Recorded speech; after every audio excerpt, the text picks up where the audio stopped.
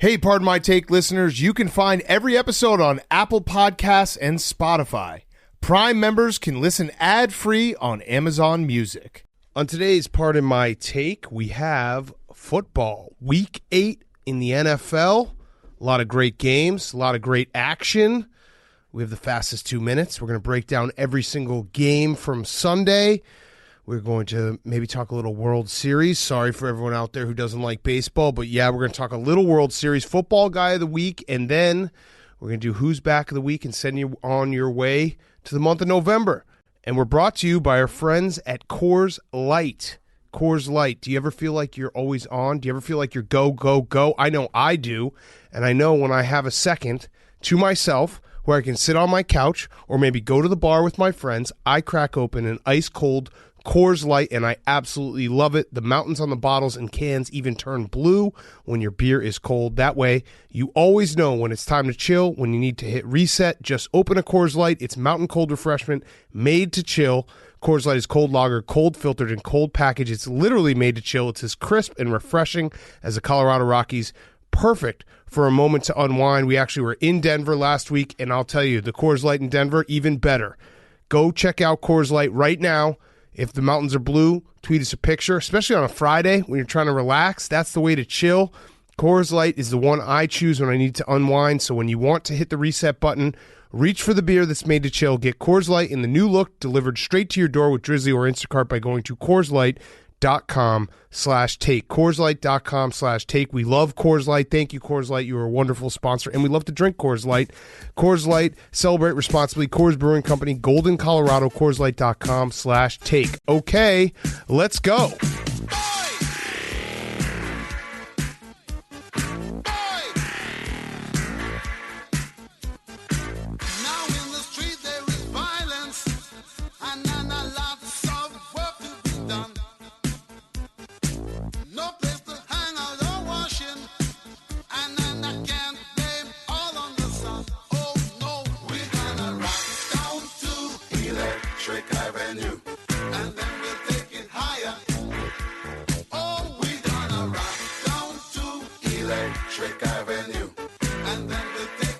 It's Pardon My Take, presented by Barstool Sports. Welcome to Pardon My Take, presented by Coors Light. CoorsLight.com/take. Go there right now. Today is Monday, November 1st, Week 8. What? We start in Western New York, where Big Gaby Davis cried his way into the end zone to give the Bills the lead in the third quarter. Tua Agrokragrivola was playing with guts. Two, you have it, guts. Jalen, waddle baby. Waddle was trying to back it up, but the Bills gobbled it up. And the Dolphins are lose again. And no one circles the wagons like the Buffalo Bills. Bills 26, Dolphins 11. I feel a little drunk, Teej. What? Little of those you know, Canada. Give you that nice pop. Yeah, that pop. In a spooky showdown in Cleveland, Odell Beckham is going to have the monster rash for all the shit he's going to be taking. Pat Air Fryermuth reheated the Pittsburgh offense after Chris Boswell, New Mexico, crash-landed and letting an unidentified flying object loose, only to disappear for the rest of the game. Caleb Presley Harvin looked like he had one too many ice cream sundae conversations to be kicking the ball effectively. And the Steelers are back on track with TJ Watt and the steel curtain leading the way. The Steelers, 15, the Browns, 10. In Indianapolis, where Michael Myers, Pittman, and Jack O'Lantern Doyle carved the Titans' defense early, Derek O. Henry didn't earn his $100,000 but was able to help the Titans late. Looks like his bout of food poisoning is over, as AJ is no longer brown with the sickness. And after a wild last minute of regulation, I ate too much candy. Bullock sends the Titans home with a win. Titans 34, the Colts 31. What? Mike Barry White had the Meadowlands singing, "You're the one that I need," while throwing for 400 yards for the first time since Vinny and the Jets. Joe Twixon and Jamar's Bar Chase trick-or-treated for 3 touchdowns. Tyler Lara Croft dressed up as the Tomb Raider and robbed the Bengals of thinking they're for real with a late touchdown. You don't make friends with Salah, but you can win a big game now and again as the Jets beat the Cincinnati Bengals 31 to more than 31. I forgot to write the score there. 34. 31. I just checked my stats sheet, Teach. 34 to 31. Breaking news. The Jets win 34-31. Huh? In the Windy City where Jimmy Hoffa Garoppolo came back from the dead to lead the Irishman Kyle Shanahan to a huge win. Chris Tabor-Metrics was coaching the Bears in the absence of Matt Nagy, who we hope takes as much time as he needs to recover from COVID. Your health comes first, boom. Yes, absolutely. Khalil Herbert Hoover can't get the Bears out of the Great Depression as Chicago fans turn to Roosevelt to get out of town. Elijah Mitchell Trubisky was the MVP at Soldier Field on Sunday, and that hurts, Teach. It really, really hurts. Niners 33, Bears 22. And sticking in the NFC North, where Boston Harbor Scott had a TD party, crying Jordan Howard said the ends justify the memes as he scored twice.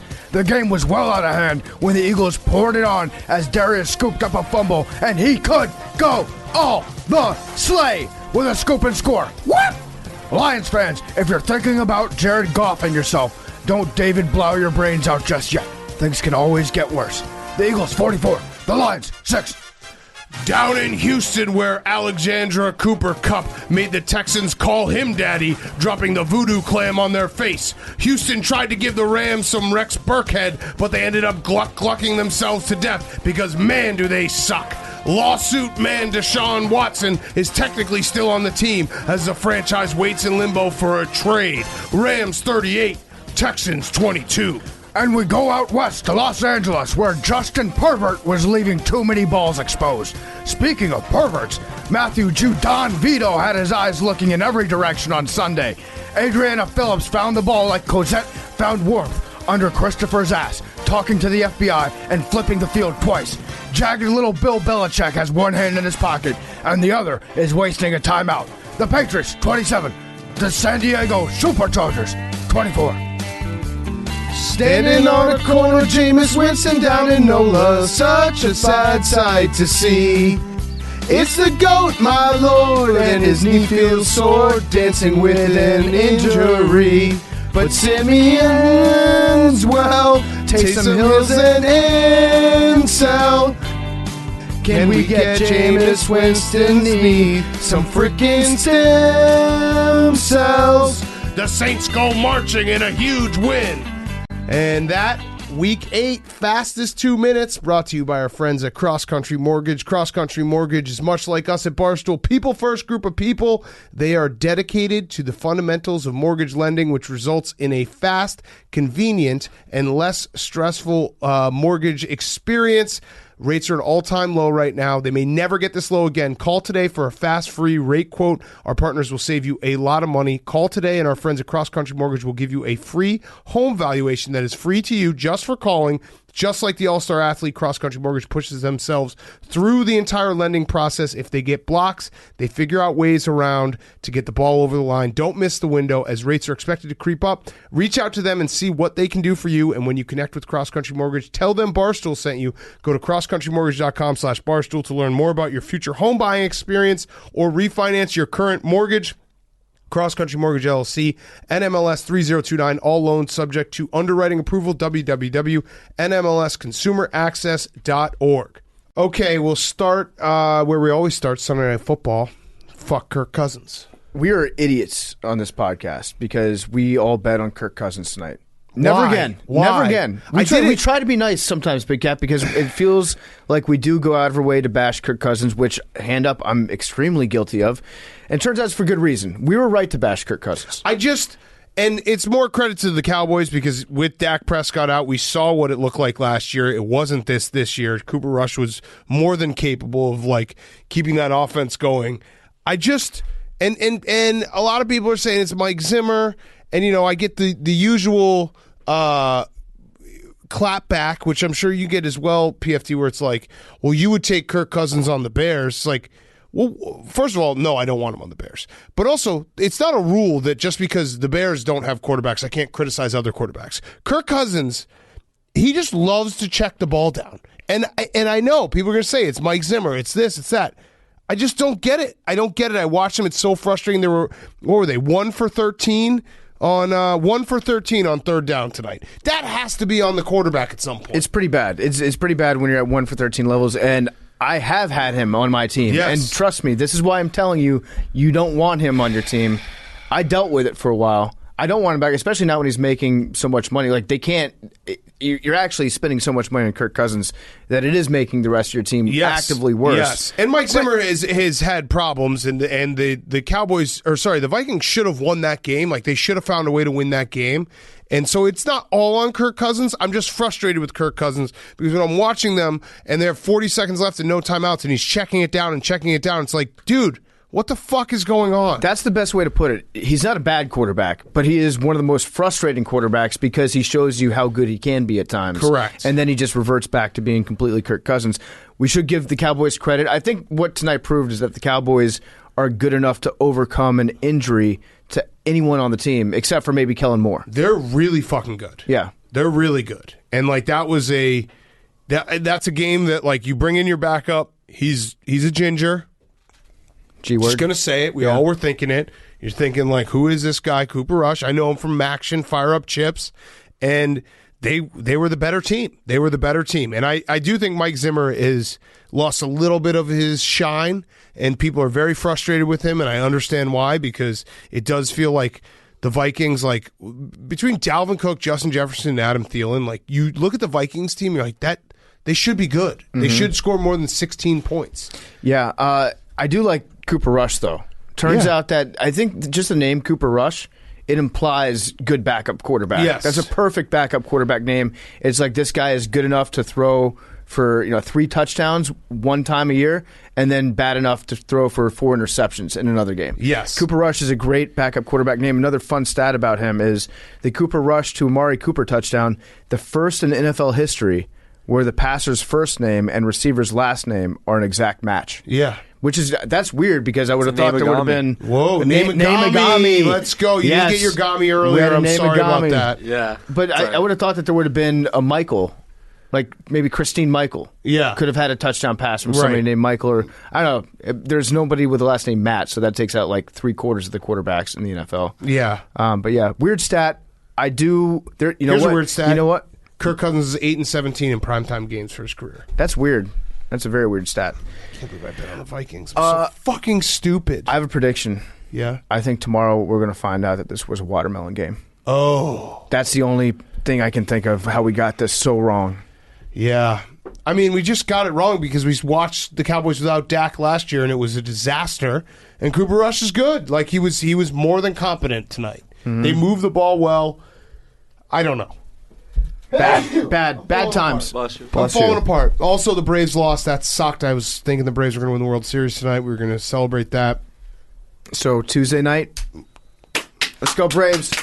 Congratulations to the Atlanta Braves for winning the World Series on Tuesday night. Good job. As first reported by Pardon My Take. There we go. Let's go Braves. This will be so tragic. You want to do the intro? Let's just do the intro for Tuesday now. But hey, right. Save it. Don't put this on Monday's show. Put this on Wednesday's show. Welcome to Pardon My Take, presented by Coors Light. Today is Wednesday, November 3rd, and the Atlanta Braves are World Series champions. Let's go Braves! Woo! Chomp, chomp. Love it. Braves Congratulations so to the city of Atlanta. It's been a long wait for you guys. I'm rooting for them very, I can very think of hard. no franchise very, more very deserving. hard. I want the Braves to win, too. They deserve this, Braves. You're a fun team. Well, they got it. Anyone but the They're a fun Astros. team. Yeah. They won it. Yeah, enjoy it. They won it. Enjoy it. Have fun. And Go plus, crazy. You didn't want to win that on Sunday night anyways. Like, you don't want to take Football, a Monday yeah. off from work. The celebration was crazy. Everyone's talking about football, not talking about the Braves. Win on Tuesday. You win on Tuesday. We talk about it on Wednesday. You get a full calendar day of celebrating your victory, your world champions. Lead the show with it. Absolutely off the top of the show. And then you can get drunk on Tuesday night and take a Wednesday off work, which is way cooler than taking a Monday off. And then guess what? The calendar lines up. This is what you're listening to this on Wednesday. Well, you have the day off. You Congrats on the day off. Congrats. You know what? Hank also released a statement saying, you have been given permission from part of my take to take the day off work on Wednesday to celebrate your Atlanta Braves World Series championship. And then guess what? The calendar lines up where now you get to have the World Series parade on a weekend. Yeah. So everyone can go. Let's go, Atlanta. They're going to do it. They'll be fine. Okay, let's get to the rest of Sunday's slate. We're going to start with Steelers-Browns. Steelers 15, Browns 10. I feel very bad for Browns fans. Okay. I'm going to start with that because the two teams, as we thought this season, the Browns were trending up, the Steelers were trending down, and then Ben Roethlisberger comes in your backyard and maybe not a throwback performance because he wasn't like lighting the world on fire, but he did just enough, including the slowest 2-point conversion that never counted, which I loved. They actually called it QB draw for Ben Roethlisberger. But if you're a Browns fan, this is the year that you were supposed, like you did it last year in the playoffs, and this is the year you're supposed to be able to beat the Steelers and not have to worry about the Steelers, and you're on to bigger things. And, oh, yeah, they come here, and then they kick your ass, and they shut down your run game, and their defense wins the day, and the Steelers go and win a big game in Cleveland. Yeah, it was tough. It's tough if you're a Cleveland Browns fan right now because you definitely thought, like 4 weeks ago, you saw this game, and you're like, we're going to win this game on Halloween. Right. I'm going to get dressed up in my favorite Cleveland costume. I'm going to go to First Energy, and we're going to get drunk as fuck and stomp the Steelers by 40 points. We're going to drink out of a pumpkin in the Muni lot. We're going to smash some shit. We're going to have an awesome time. Baker Mayfield's going to be great.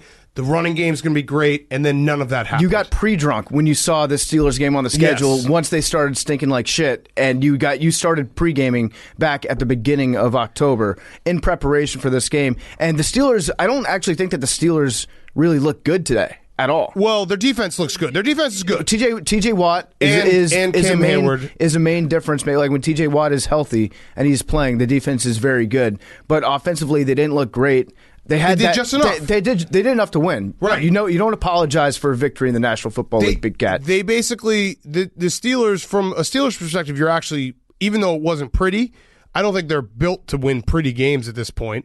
But Najee Harris looks awesome. Their offensive line's starting to look better. And Big Ben, you're like, okay, he is what we have. I think you're happy just the fact that Big Ben carried out that quarterback draw. Yes. Because in your mind, you're probably like, well, Big Ben doesn't want to run the ball up the middle. He doesn't want to play action, much less keep the ball for himself. So Big Ben definitely, he conserves his energy. Yes. We'll put it that way. He's very mindful. He knows that he's only got a set amount of battery left in his human body that he can expend. So he's taking every chance that he can to just kind of, he takes it easy back there sometimes. But the fact he was willing to do the slowest quarterback sneak, quarterback draw, like the old man in Squid Game doing red light, green light. It was incredible. That's what he looked like diving forward, and he made it, which was great. But it was a hold. But it was so much fun to watch. It was nice to watch, and I mean the all-time head-scratching moment was Mike Tomlin's field goal. Yes. The fake field goal. Maybe weirder the fact that he set it up by running the ball on 3rd and 17. Yep. And then he was going to fake a field goal. And Chris Boswell almost died. Chris Boswell got lit up. I thought we were protecting quarterbacks in this league. I don't know. It looked like helmet-to-helmet contact with me. But this is one where you're like, maybe it's not a good idea that the Steelers treat their coaches so well and make them know that their job security is second only to Supreme Court justices. Because a normal coach... Who actually a normal coach would never call that play. Right. Because they're like, this is the kind of play that could get me fired if we lose this game. So it was an incredible call because it was like, it was one of those, it's never a good thing when a fake gets called and your instant reaction was the snap bad? Because there's no way that was actually the call there. But no, it was the call there. Chris Boswell got lit up. He actually posted on Instagram that he decided to go to as a quarterback for Halloween, and he's okay. But it also then created like a hilarious set of circumstances for them where Presley Harvin, their punter, who is 6 feet tall, 255 pounds, and there's no way he's 255 pounds. He's like 270 pounds. His face when he realized that he was going to have to kick, that was such a relatable, like, oh, I shouldn't have had the donuts this morning. I should have done a few more push-ups in my hotel room. I should have maybe not gotten late night Taco Bell on Thursday night. Like, he was like, uh-oh, this is me now. And his kickoff, I still don't understand how a punter who has an incredible leg, who can do such a has a unique skill set, then kicks the ball off. He kicked it like 30 yards straight out of bounds. It was bad. It was and very bad. They didn't try a field goal the rest of the game or an extra point because they're like, this guy, he can't do this. Yeah, we're just not going to kick at all. And you're right. Like a punter, it is a different skill set. You're not always going to be great at kicking a ball, but you should still be able to kick a football more than 30 yards off of a tee. Right. That's a pretty easy thing to do. And when he was warming up, I was sitting next to Jeff D. Lowe in the corner watching this game, and it looked like when he was doing practice kicks on the net that they have on the sideline, it looked like he was just going to whiff on some of them, like very, very uncomfortable. So from that point forward, the Steelers were just like, okay, we don't have a kicker right now. Let's just act like, every single time on fourth down, we're not even going to try a field goal. Right. And right. It led to chaos at the end. It's always so funny when that happens. It's not only that, but then you get the backup holder in the game. And I don't know who the backup holder on that Steelers team is. Everything falls apart. Yep. And you just sit there and you're like, what is going on right now? Also, the fact that you have a punter that's never kicked in college or high school, like that, they say he never did. How are you a punter and you never even kicked a field goal? Well, it's like or attempted? It's like playing frisbee golf as opposed to playing golf growing up. You probably mean foot golf? Yeah, sorry. I mean club golf. Club golf and ball golf. Ball golf and golf. Growing, if you play ball golf growing up, doesn't mean that you're a good golf thrower. Right. But it does mean that you should know where a fairway is. Right. But it still is like that guy. I felt so bad for him because he's large. He's larger. Mm-hmm. I actually kind of appreciate when football players are like when the special teams units, whether it be a punter or a kicker, and we'll get to Fat Randy, they're like, I'm a football player. I'm going to look like a football player. Yeah, I'm like going to put on masks like a football player. I like that too. I would much rather have a fat punter than a jacked punter. Right. I don't trust jack punters at all. Don't trust them. And we saw another one on the other side, the Scottish Hammer, who still has a job because his nickname is the Scottish Hammer. Yep. And he's got an accent, and people like him, and he posts intimidating Instagram workout videos. You don't want your punter falling into that trap. You want your punter out of shape because the only thing that they do all day is they drop a ball and then they kick it. Right. You shouldn't be jacked. If you're jacked when you're a punter, it tells me that you spend way too much time doing things that aren't punting. Yes, agreed. So, but the Steelers, like that, this was a huge, huge win for the Steelers. I don't know where the Browns go from here because they have a million injuries, and like that, every team, every fan base will say, well, our team's the most injured. I think the Browns might have the record for that this year. I think they might be able to claim they're the most injured team. But it just... I was looking at their schedule. They have to play at the Bengals next. Then they play at the Patriots, who all of a sudden are like all the way back. They get a game against the Lions, which should be a win. And then the weirdest schedule quirk ever, they play the Ravens. They have a bye week, and then they play the Ravens again. I love that. It's bizarre. I like that. These two teams really don't like each other, City. I think that the Ravens might actually challenge the Browns for the most injured team. That's true. But they're getting healthy. But that was also preseason, so it doesn't count as much. They got injured at the right time. Right, exactly. They got injured in August, which makes it a little bit easier. I have a question about Baker Mayfield, and maybe it's showing my ignorance about the Browns' captain situation, because I know last year they didn't have team captains. Right. Like maybe they said before the game, okay, you're going out, you're calling the coin flip out at midfield. But why isn't Baker Mayfield a captain of the team? Should we ding him for that? That's a good question. You know what? I'm in a Who's mood. the captains? I'm in a mood to ding people today. Wait, who are their captains? I don't know if they have captains. They do it like game by game? Yeah, I don't think that anyone gets to wear the C on their chest. Now, interesting. I think personally that it is a ding on Baker that he hasn't been named a full-time captain. And listen, we're Baker guys, of course. But yeah, I feel bad for Browns fans because it does feel like this was, and I can relate to it because it feels very similar to like the Bears-Packers feel of like, oh, we have a team this year that can beat them, and then you have the big bad Steelers come into your backyard and beat you, and they don't even look good doing it. That's the worst part. It's not like the Steelers won and like ran up the score and it's like, hey, we wouldn't have won this game a million different, you played 100 times, we lose 100 times. No, that was a winnable game that the Steelers just did enough, and it's almost like, I know it's very cliche to sound, but I feel like you can just say like, oh, that was a Steelers organization win. Mm-hmm. They're just consistent. They just win those type of games where it's like they're not that good. They have a lot of holes, but they find a way to win. That was a culture win for the city of Pittsburgh. Yes, Mike Tomlin culture win. Not just the football team, I would say all of Pittsburgh. Yes. This win belongs to you guys today. Agreed. Did you see some of the scenes out of the Muni Lot, by the way? Unbelievable. I would imagine that this game, it's on Halloween, it's against your biggest rival, you think that you've got a great team. The money spent on the tailgate scene for Cleveland is probably the most money per capita spent on any team this year so far in a loss. Yes. Like the most money wasted on this. There was one guy that had a giant, I don't know if it was paper mache. It looked like it was like a glass sculpture, like a Choluli or whatever, like glass blown custom thing, where it was a Pittsburgh Steelers player with a helmet with a giant penis going into his mouth. And they were on 2 separate sticks, so you could take the dick out and then put it back. The attention to detail was just phenomenal. The insult detail that they, like, some guy was sitting in his garage all week being like, I'm going to make this. We're going to go drink out of this all year, and we're going to make fun of the Steelers on Halloween. This was something that he when the schedule came out, he pre-ordered this for the Halloween game, and he's like, "Okay, this is going to be perfect. Okay, I need actually 2 more veins in the penis. Yes, if you could." It was it was good for Browns fans for sure up, have a good time, but it's going to be a tough one to get over. Yeah, it's good. Very, very tough to get over. I really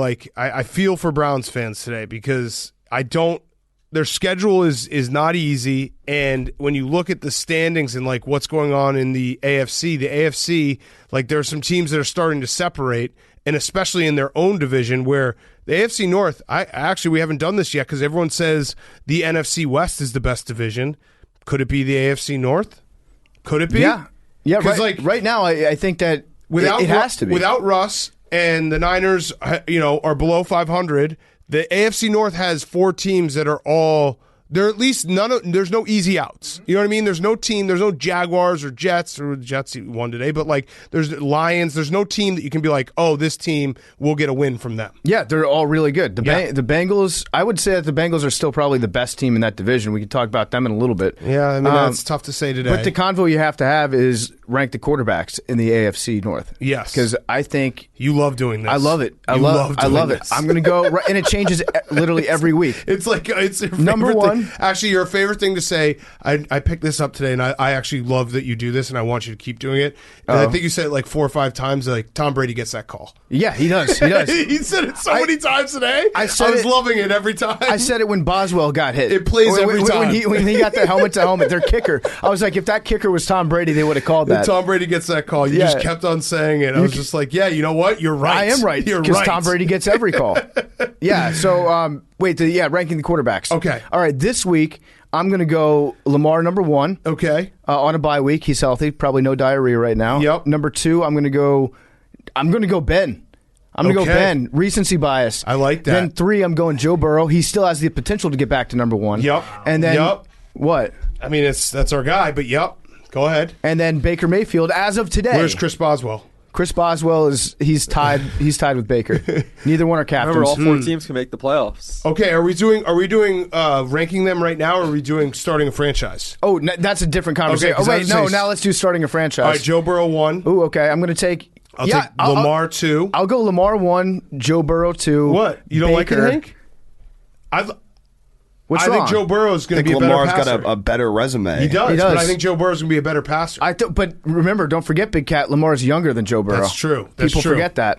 And Lamar is an MVP. Yeah, he won the MVP. Okay. I know, he's a very good quarterback. Lamar, Joe Burrow, Baker, Boswell, Roethlisberger. That's fair. Yeah. Dwayne Haskins. Actually, Justin Tucker gets that call, Case too. Keenum. So Justin Tucker goes ahead of Big Ben and Boswell. Yeah, so, the NFC North, I don't know why. It's just everyone loves to... I think it's just the fan bases because you have the guy who's old, who's won 2 Super Bowls, and then the other 3 kind of are rotating up-and-comers that you can basically dunk on Ben with. I would say the AFC North is the most entertaining division to observe as an outsider. Yes. With all the different rivalries that they have going back and forth and the different players and the up-and-coming Bengals, they're a fun team, or they're a fun division to just look at. Yes, absolutely. Good colors, good rivalries. Yeah, good history. All right, let's stay with the NFC North and AFC North. Good call, AFC North. And Billy, your Jets, 34-31. The Jets win the shocker of the day, I would say, as 11-point underdogs. Mike White, is there a quarterback controversy in New York? Because Mike White, just let me throw out his stats. He did throw a couple interceptions. They were tip balls, which is unfair because Zach Wilson, if he throws them and they're tipped, we're just like, oh yeah, that was Zach Wilson, Mr. INT. Either way, Mike White, 37 for 45, 405 yards, 3 touchdowns. First quarterback for the Jets to throw for 400 or more yards since Vinny Testaverde. Also, first quarterback other than Cam Newton since 1950 to throw 400 yards in his first start in the NFL. Which is crazy to think that it's been 20 years in this NFL. Yes. And what they've done in the passing game, it's been 20 years since a team has thrown for 400 yards. But Crazy. Mike White, I don't think it's like a Wally Pipp situation. It'd be fun to talk about, and let's have the conversation. But I think that this will be known as the Mike White game. Well, here's all I'll say. Zach Wilson's obviously the future. Mike White is the present. The Jets wide receivers had an incredible game. They were making catches left and right for Mike White. Maybe he's got the ear in the room a little bit more? I don't know. Well, based on I don't know. Zach Wilson's mom, you would think that they'd be catching everything from him. Yes, with the see-through masks. But Billy, go off. Mike White. We gave you a lot to think about. Mike White, is he the future? He is the present. Yep. Zach Wilson is the future. What I think is going to happen is now that they have more tape on Mike White, I think he's not going to have as easy of a time to do what he did today. But I think today was a great example of what the Jets could be consistently going forward. With Mike White? With a competent quarterback at the helm. Because the defense was amazing, and the offense was able big to goal line stop, keep the defense on the field for a good amount of time, as opposed to like being on the field for most of the time in the other games. But Billy, if your quarterback goes out there, throws for 400 yards, how many touchdowns? 400 yards, 3 touchdowns. 3 touchdowns, 400 yards, and you win. How are you going to stop? How are you going to change horses midstream? We're not good. So everything's working right now. Zach Wilson's out for a while. I think if Mike White played for the rest of the season, started every game, that'd be huge. And it would give time for Zach Wilson to sort of learn and become a good quarterback. Got it. What we say is the Patrick Mahomes model. Yeah, Patrick Give him a year, and then he turns into Patrick Mahomes. Because realistically, he should have never been starting the first game anyway. They were trying to sell jerseys. They were trying to get people interested in the team. It should have been Mike White. It should have been like Joe Flacco, a veteran quarterback. Joe Flacco. Just ease him in. And that's why we got those crazy games where Zach Wilson just totally got exposed. I think it's funny, though, that the Jets kind of played to the level of their opponent, but in the reverse way. Yeah. Like if they're playing a really good team at home, they can beat them. Yeah. So until today, going into this afternoon, the Jets were the only AFC East team to beat an opponent that had a winning record. Wow. Until the Patriots did it against the Chargers, and they've beaten 2 of them. They're 2-0, yeah. But Zach Wilson had a much more conservative play calling style when he was under center. Today, they just opened it all up. The play calling was much more aggressive this week. Means that Mike White might be the guy. I think he's the present and the future. Hank's walking out. Hank hurt his back very badly. Actually, the way Hank put it was he got his back blown out. Yeah, he came in and said that. I don't know where he's going right now, but I'm nervous about him because he might not be able to get back in here. Yeah. But so Billy, so the Jets. That was an awesome win for the Jets. It was awesome, huge. It was also we could chalk this up to the old any given Sunday because it was a true letdown spot for the Bengals. We talked about it last week. The Bengals had their biggest win probably in franchise history in the last 5 years, maybe 10 years. Like it's been a long, probably since like Andy Dalton, like 12-4 year. It was that big of a win against the Ravens. Then they go to the Meadowlands, think they can kind of come out there and roll over them. Now, the Bengals did get screwed. That boned. Unnecessary roughness call was bullshit. They got boned. That was a Pac-Man Jones reputation call at the end. That was bullshit. Because where do you aim if you're that cornerback? Yes. You can't aim any lower than his head was. He got ducked into. And it decided the end of the game because they had to stop at 3rd and 11 and they would have gotten the ball back. But with that said, if you're the Bengals and you want to be considered a bona fide good team that's going into the playoffs and maybe competing for things, you shouldn't even be in that situation with the team against like the Jets. Right? Yep. Like that's if you're a Bengals fan, I think you can complain for like 2 minutes and then you have to snap out of it and be like, no, we were in this fucking game with the Jets. We should have killed them. We're way better than the Jets. Right, and perhaps we were a little bit too quick to anoint the Cincinnati Bengals. I would say maybe we forgot that they're literally the Cincinnati Bengals. I'll never but apologize that's fine. for knee-jerk reactions. I'm sure we're doing it again this week. Listen, somebody let us know. on our sleeve. Listen to the show and let us know which team we're Bengalsing this week, because I'm sure that we'll very quickly anoint some. It's probably going to be the Patriots. Yeah, no, it will be. And that's, people like you overreact. Listen, if you want a measured take where everyone's like, hey, everyone's kind of good and some teams are kind of really good and some teams are kind of bad, like We're never going to do that. I'm going to tell you teams stink. I'm going to tell you teams are awesome. The Bengals stink. The Jets are awesome. And based on this day. Let's also clap it up for the Jets. They scored a touchdown in the first quarter. Not only did they score a touchdown, go Jets. Mike White went 7 for 7 on his first drive in the first quarter. He went 14 for 14 if you count the 2 interceptions that he threw too. Okay, that counts. The ball didn't touch the ground. Those are our stats. In the New York special, they were the 2-point conversion play. The New York special? Oh, that's what you're calling it? You should call it the Billy special. Yeah. That's good. It's mine. Yeah, it's It yours. is yours. The Billy. Get Mike White in prime time on Thursday night at Indianapolis. Oh, Let's go. wow. All That's right. I'm going to bet against Mike White and the Jets after Jets, that. Colts, Thursday night. All right, all the haters out there that said that the NFL was dead, suck my dick. Yep. We get Mike White in prime time. We're coming for you. Fuck you. Yes. You know who's the real loser in all this? Who? Joe Flacco. Yes. Although, He's definitely- does he really want to play? Does the check clear? Because I think he's doing okay. It's actually amazing that Joe Flacco is staying around as a backup quarterback. He must have another kid on the way that we don't know about because he's made so much money. I think he's made like $150 million. So much money. Why is he a backup? If it were me, I would buy a house and a shitload of animals and just go out there and stare wistfully off into the sunset every day. I'll tell you what it is. He misses the guys in the locker room. He likes to be around. You got to be around the guys in the locker room. I actually think if you can hang on, I never understand why quarterbacks retire, why they don't just be like, I'll be a backup for the next 10 years, because it would be awesome. Just be a professional athlete. I think being a backup quarterback is the best job there is. It would be so much fun. I can hold the fuck out of a clipboard. And then you got to not worry that hard. every now and then that you might come in and but Mike White made himself some money today. Yep. As long as Mike White we've talked about this many times on this podcast. If Mike White was smart, he would go out on Thursday night, he'd get injured on the first play. Mm-hmm. And then he's Mike White. Oh my God, what's Mike White? Could Mike White be the guy forever? It needs to be an injury where it's not involving his throwing arm or his knee. Right. So go out there and I don't know, say that you got the Baker Mayfield. Yes. Your off shoulder's dislocated. Yes. And then you go in the off season for cleanup, and then boom, 6 months later you're getting paid, I don't know, $20 million guaranteed somewhere. Done.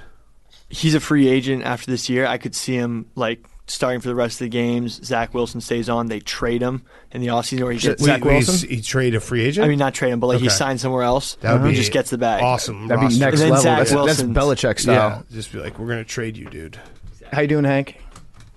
Hank just is came back in. Hank's a warrior. Hank is a warrior. I've had back pain like Hank before. I got my back blown out twice.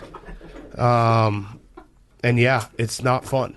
Oh, It's speaking of also getting your not- back blown out, you see Kim Kardashian's dating Pete Davidson? Yeah, that's going to be a very healthy relationship. He's the ultimate rebound guy, I think. Yeah, that's going to be a healthy relationship. If you want to piss off whoever you just got done being married to, Yeah. just have a picture taken in public of you with Pete Davidson.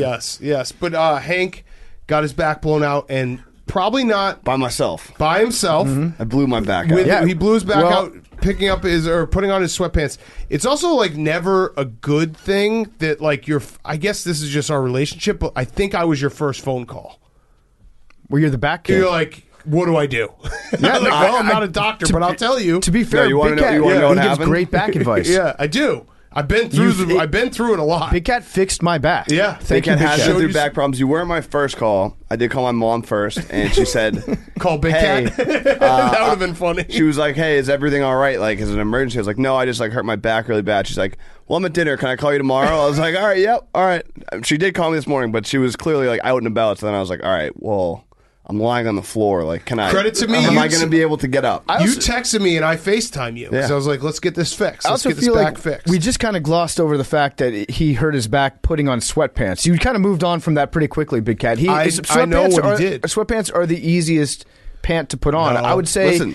tearaways, number 1, sweatpants 2, jeans 3, corduroys 4. They were one leg was slightly inside out, so when you put on sweatpants, you kind of sometimes do the jump around, Yep. jump on one leg while Yep. you're pulling it up. Fact. I did that. I did one jump, and then the second jump, I blew my back out. Yeah.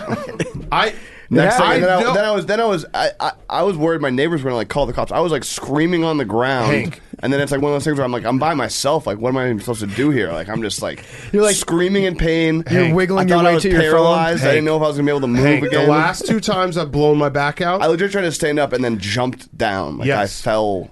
It was bad. It was a scene. The man. last 2 times I blew my back out, I was laying in a Chicago alley in like the middle of winter, just screaming for help because I couldn't move. And the other time I was laying on my living room floor saying, "Just shoot me, just kill me." Yeah. It's that bad. It is. When you fuck yourself up like that, it's very, very bad. And now, what kind of mattress do you sleep on?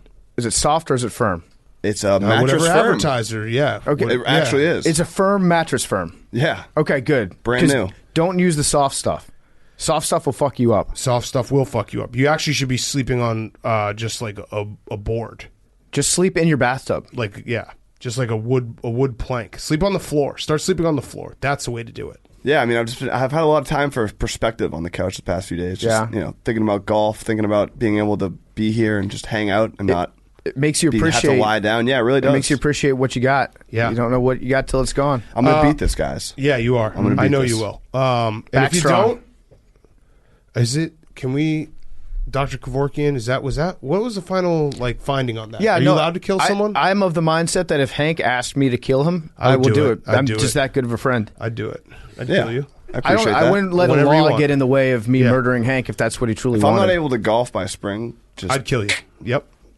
Done. We do it on the podcast for the numbers. Yeah, for sure. A live execution on the podcast. It would be like the eyeball stream. If we can hold our YouTube subscriptions at $600, we kill him. We will kill Hank. Yeah, we kill this motherfucker. All right. Well, we feel bad, Hank. So the Jets. Congrats, Billy. Great win. Shocker of the day. By far the shocker of the day. Mm-hmm. Big also, win for Robert Saleh. Robert Saleh was pumped at the end of the game. Yes, he was. I also like the vibe that like the New York football teams are doing now, where they just suck, but then they just win 2 or 3 games out of nowhere. Mm-hmm. Like the Jets beating the Titans and the Bengals. That's so stupid. Yep. The fucking Giants beat the Saints. Well, it's spin zone. If you're a Bengals fan, only good teams lose to the Jets. Yes, that's true. That's true. All right, next up, let's talk Titans Colts. Crazy game. Carson Wentz, God damn it, right when I got back in it, right when I was like, you know what, this Carson Wentz guy, maybe he is turning it around. I was getting gaslit by Colts fans, people tweeting about how he only has 1 interception. He had 2 of the worst interceptions to end 1 minute left in regulation, backed up on his goal line, left-handed pass where it was the eternal Carson, you NFT that for Carson Wentz because it was the ultimate Carson Wentz, I can get myself out of any situation play. Yeah, it kind of was, but recently I've noticed Carson Wentz, he looks desperate when he plays sometimes. Yes. He actually looks like he's going to be killed if he doesn't complete a pass. Correct. In certain circumstances. And what he ended up doing was he desperated himself into taking maybe the smartest interception. This was that the was a pick spin 6 zone of all Colts time. fans were saying. Because if he had taken the safety, they would have to kick off. They would have to give the ball back to the Titans. Yep. Game over. Yep. But since he threw a pick 6, it was the best pick 6 in NFL history. He did it on because purpose. They got the ball back and they had a chance to go down the field. He did it on purpose. It was a genius move by Carson Wentz. So people were actually saying that. Now, I do blame Frank Reich, and he actually took some blame for it in the postgame. That it was a terrible play call. Shouldn't have put him in that situation.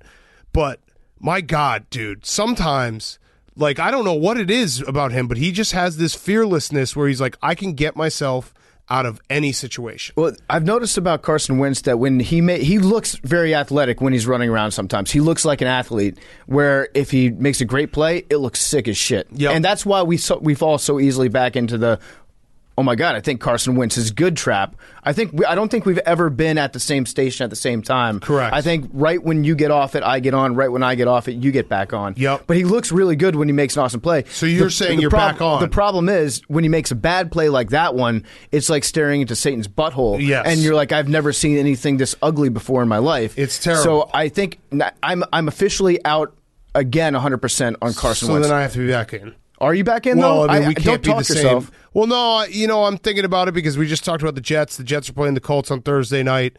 No way the Jets can win that game and then come back. Hungry dog runs faster. I'm going to be back at Carson Wentz, and I'm going to hate myself. I just choked up saying that. Yeah. I can't physically take this guy anymore, but here I am. It's your body revolting against your brain. I would love to, maybe in the offseason, we could just do a live cam of Carson Wentz in an escape room. and just watch him be like, I got this, or like maybe like we'll simulate. We should interview him, but it's an interrogation. Yeah, like bomb detonation, like training. Watch Carson Wentz be like, I got this. I don't and know. He just blows himself up every time. I don't know if he's like always confident, but I think he's just more always like very nervous that this is about to be his last play ever. Yes, in his mind, he always thinks he's one play away from getting benched for the rest of his career, and he's got something to prove. Right. And then he sees Sam Ellinger looking over his shoulder. Yeah. And he's like, uh-oh, this guy's good. And then the interception, actually, if you want to take the route of, all right, that interception was actually a good thing because it was a pick six and they got back in the game. They were able to come back with a minute left. That's fine. The interception in overtime was really, really bad. And Michael Pittman is like a true bona fide number one. He's been awesome. I don't know. That was such a bad interception. I don't know how you can like explain that one away. He was like there was triple coverage. It was just blame it on the turf. If you're Carson Wentz, the turf in Indy looks like it has alopecia. It's terrible. all patchy. I think that might be a side effect from the sun coming in. I know Mr. Irsay opened up the roof this weekend, which was the right play for Jim. But the turf looked just patchy and weird. Looked like it had some sort of weird skin disease. Yes. So that's Carson Wentz. And also credit to the Colts because they figured out they've now fully adopted the Joe Flacco offense of like 3 times a game. They're just going to throw it deep. Carson Wentz going to underthrow his receiver. His receiver's going to try to come back to the ball. Boom, pass interference. That's how they actually got it to overtime with the pass interference in the end zone. It's a genius strategy and it works every time. And I feel like the Colts are, I think, borderline doing it on purpose now. Yeah, they might be. It's a good call to make. Yes. It really, if you have a receiver that's on the same page as your quarterback and you know that he's going to underthrow it, the defensive back, they have their back turned to the ball. They're going to at least get in your way coming back to the ball, so why not try it more often? I think that we need to ding Frank Reich. Can we put that on we're dinging him today? Yep. From going away from Jonathan Taylor in the second half. Yes. Because Jonathan Taylor is a beast. I don't know if you know this, but he went to the University of from Wisconsin. Yep. If you want a beast in the NFL, draft a Wisconsin running back or an Iowa tight end, and you'll be good. But they just stopped giving the ball in the second half. Yep. And they said this is Carson Wentz's game to win. Do it. I don't know why you do that. And here's the thing. So we'll get to the Titans in a second, but the Colts, like, this is a really, really demoralizing loss if you're a Colts fan because you finally got healthy. You had some guys getting back. You were the healthiest you've been all year. You are up 14-0 against the Titans, who have already beaten you this season. Up 14-0, everything's rolling your way, and you somehow lose that game. So now you are not only like behind them by 2-3 games in the standings, you also lost both games to them. So it's a brutal loss for the Colts. The Titans, I feel like the Titans now, like, they have enough defense to do something. And A.J. Brown is incredible. And like Derrick Henry got kind of low-key bottled up today. A.J. Brown was insane. A.J. Brown is so fucking good. And the Titans are just, I've always, like, last year I was very much like, hey, the Titans' defense is not sustainable.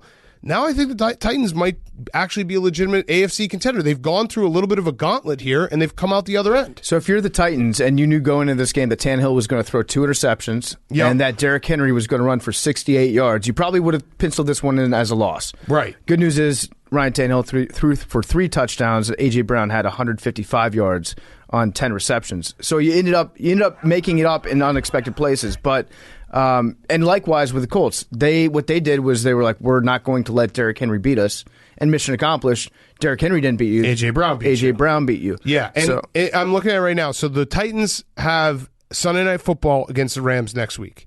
If they win that game, they are officially on contender watch. I also think that we need to make some amends and do some public apologizing to Fat Randy. Because Fat Randy nailed it. Maybe to our credit, actually. Maybe he should be apologizing to us. Yep. Because ever since that game-losing kick that he had when he was a Bengal, where he pretended to... he had 2 calf cramps. Both his legs cramped up right after the fact when he hit the root. He's been lights out when it comes to clutch kicks. Yes. And he had another awesome one today. Fat Randy on Halloween. He's been chomping down candy bars all day. Yep. Blood sugar through the roof. Blood type is nougat. Yep. He is just absolutely feeling himself. He was looking very, very big. He was, but he went out there, he fucking nailed it. Yeah. Right down the middle. Yeah. He's, I love Fat Randy. I do too. I was going to say something meaner, but I'm not going to say it. What are you going to say? Well, I was gonna say, like, he does have like the skin of a guy who eats too much. He did not look well. Because I have that skin. I know what that skin looks like when you're like, you just got that little puff, the puff in your face where you're like, oh, geez. All the blood ran out of his face by the end of the game because I think it was all digesting. It's like it's sodium. It's sodium poisoning. I have had it many times in my life where it's like, oh, geez, like, hey. Maybe just do like one salad and a glass of water. Yeah, I mean, Fat Randy's belly could just be a giant kidney stone too. Yes, from all the salt that he's had. So he's a brother in arms. He's a brother. By the way, I passed a kidney stone yesterday. Oh hell yes! Congrats. I just keep doing it. I'm good for about I'm good for about one every month. That's until great. I piss all these suckers out. Yeah. Carson Wentz, by the way, last thing he said, I beat us in overtime loss to the Titans. He also was wearing a jean jacket in his post game. That would piss me off. If I were a Colts fan, I'd be like, dude, come on. The jean jacket? Jean jacket would be like, I beat us. Yeah. I don't know. Put on a costume. It might have been a costume. It might have been, yeah, he might have been going as Aaron Rodgers from last year. Yes. Shout out Billy for nailing Aaron Rodgers, John Wick. Yeah, good job, You Billy. crushed that, Billy. Clap it up for Billy. Always just thought it looked like Keanu audience. Thank you. Yeah.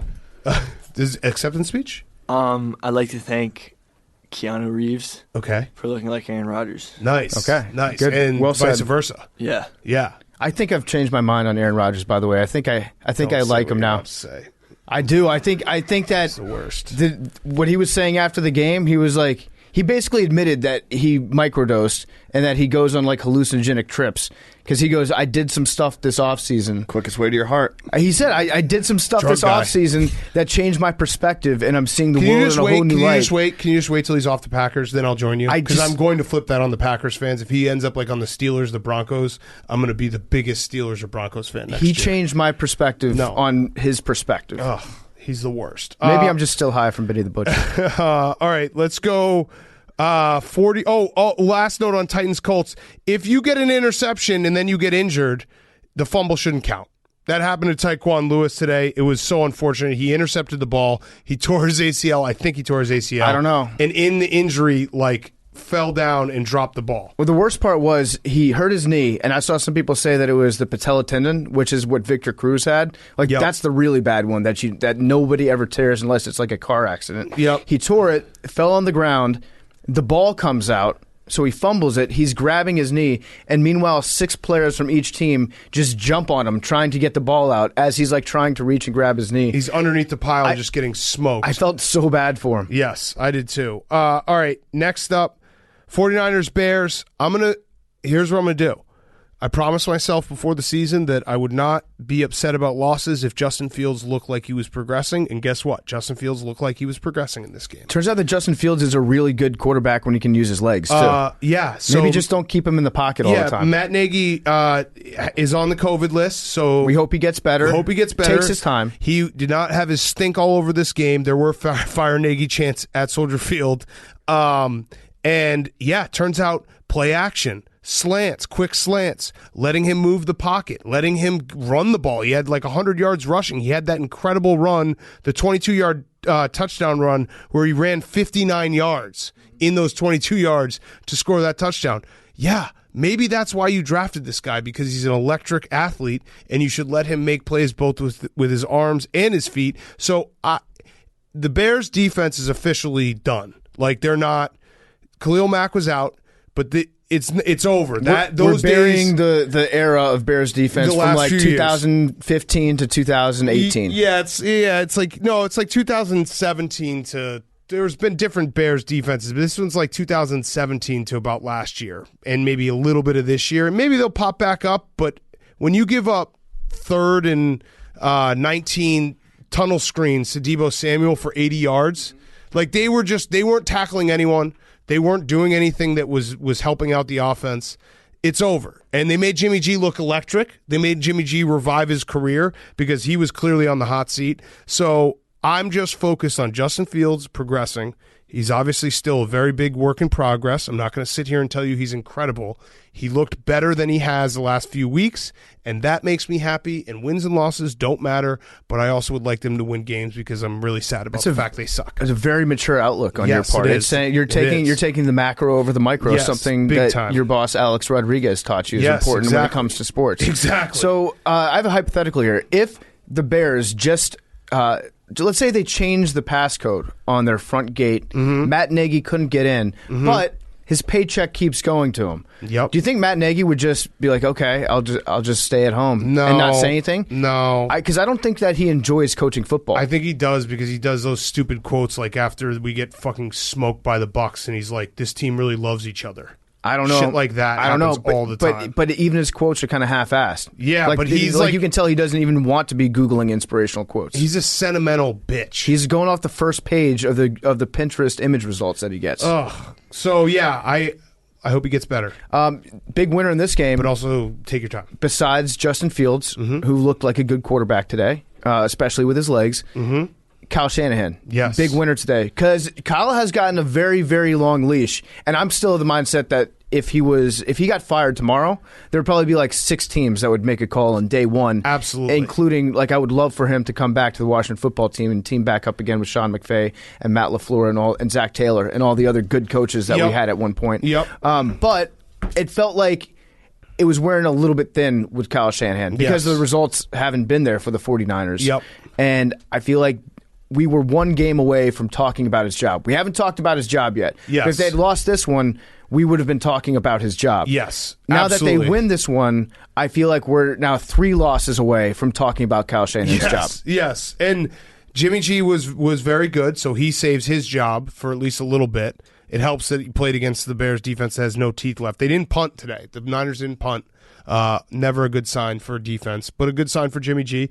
Also, Deebo Samuel is electric, and Deebo Samuel is most likely, if he stays healthy, going to break Jerry Rice's 49ers single season record. Wow. Yeah. Like he has he has a calf now. Yeah, he has a calf now. He has 819 receiving yards.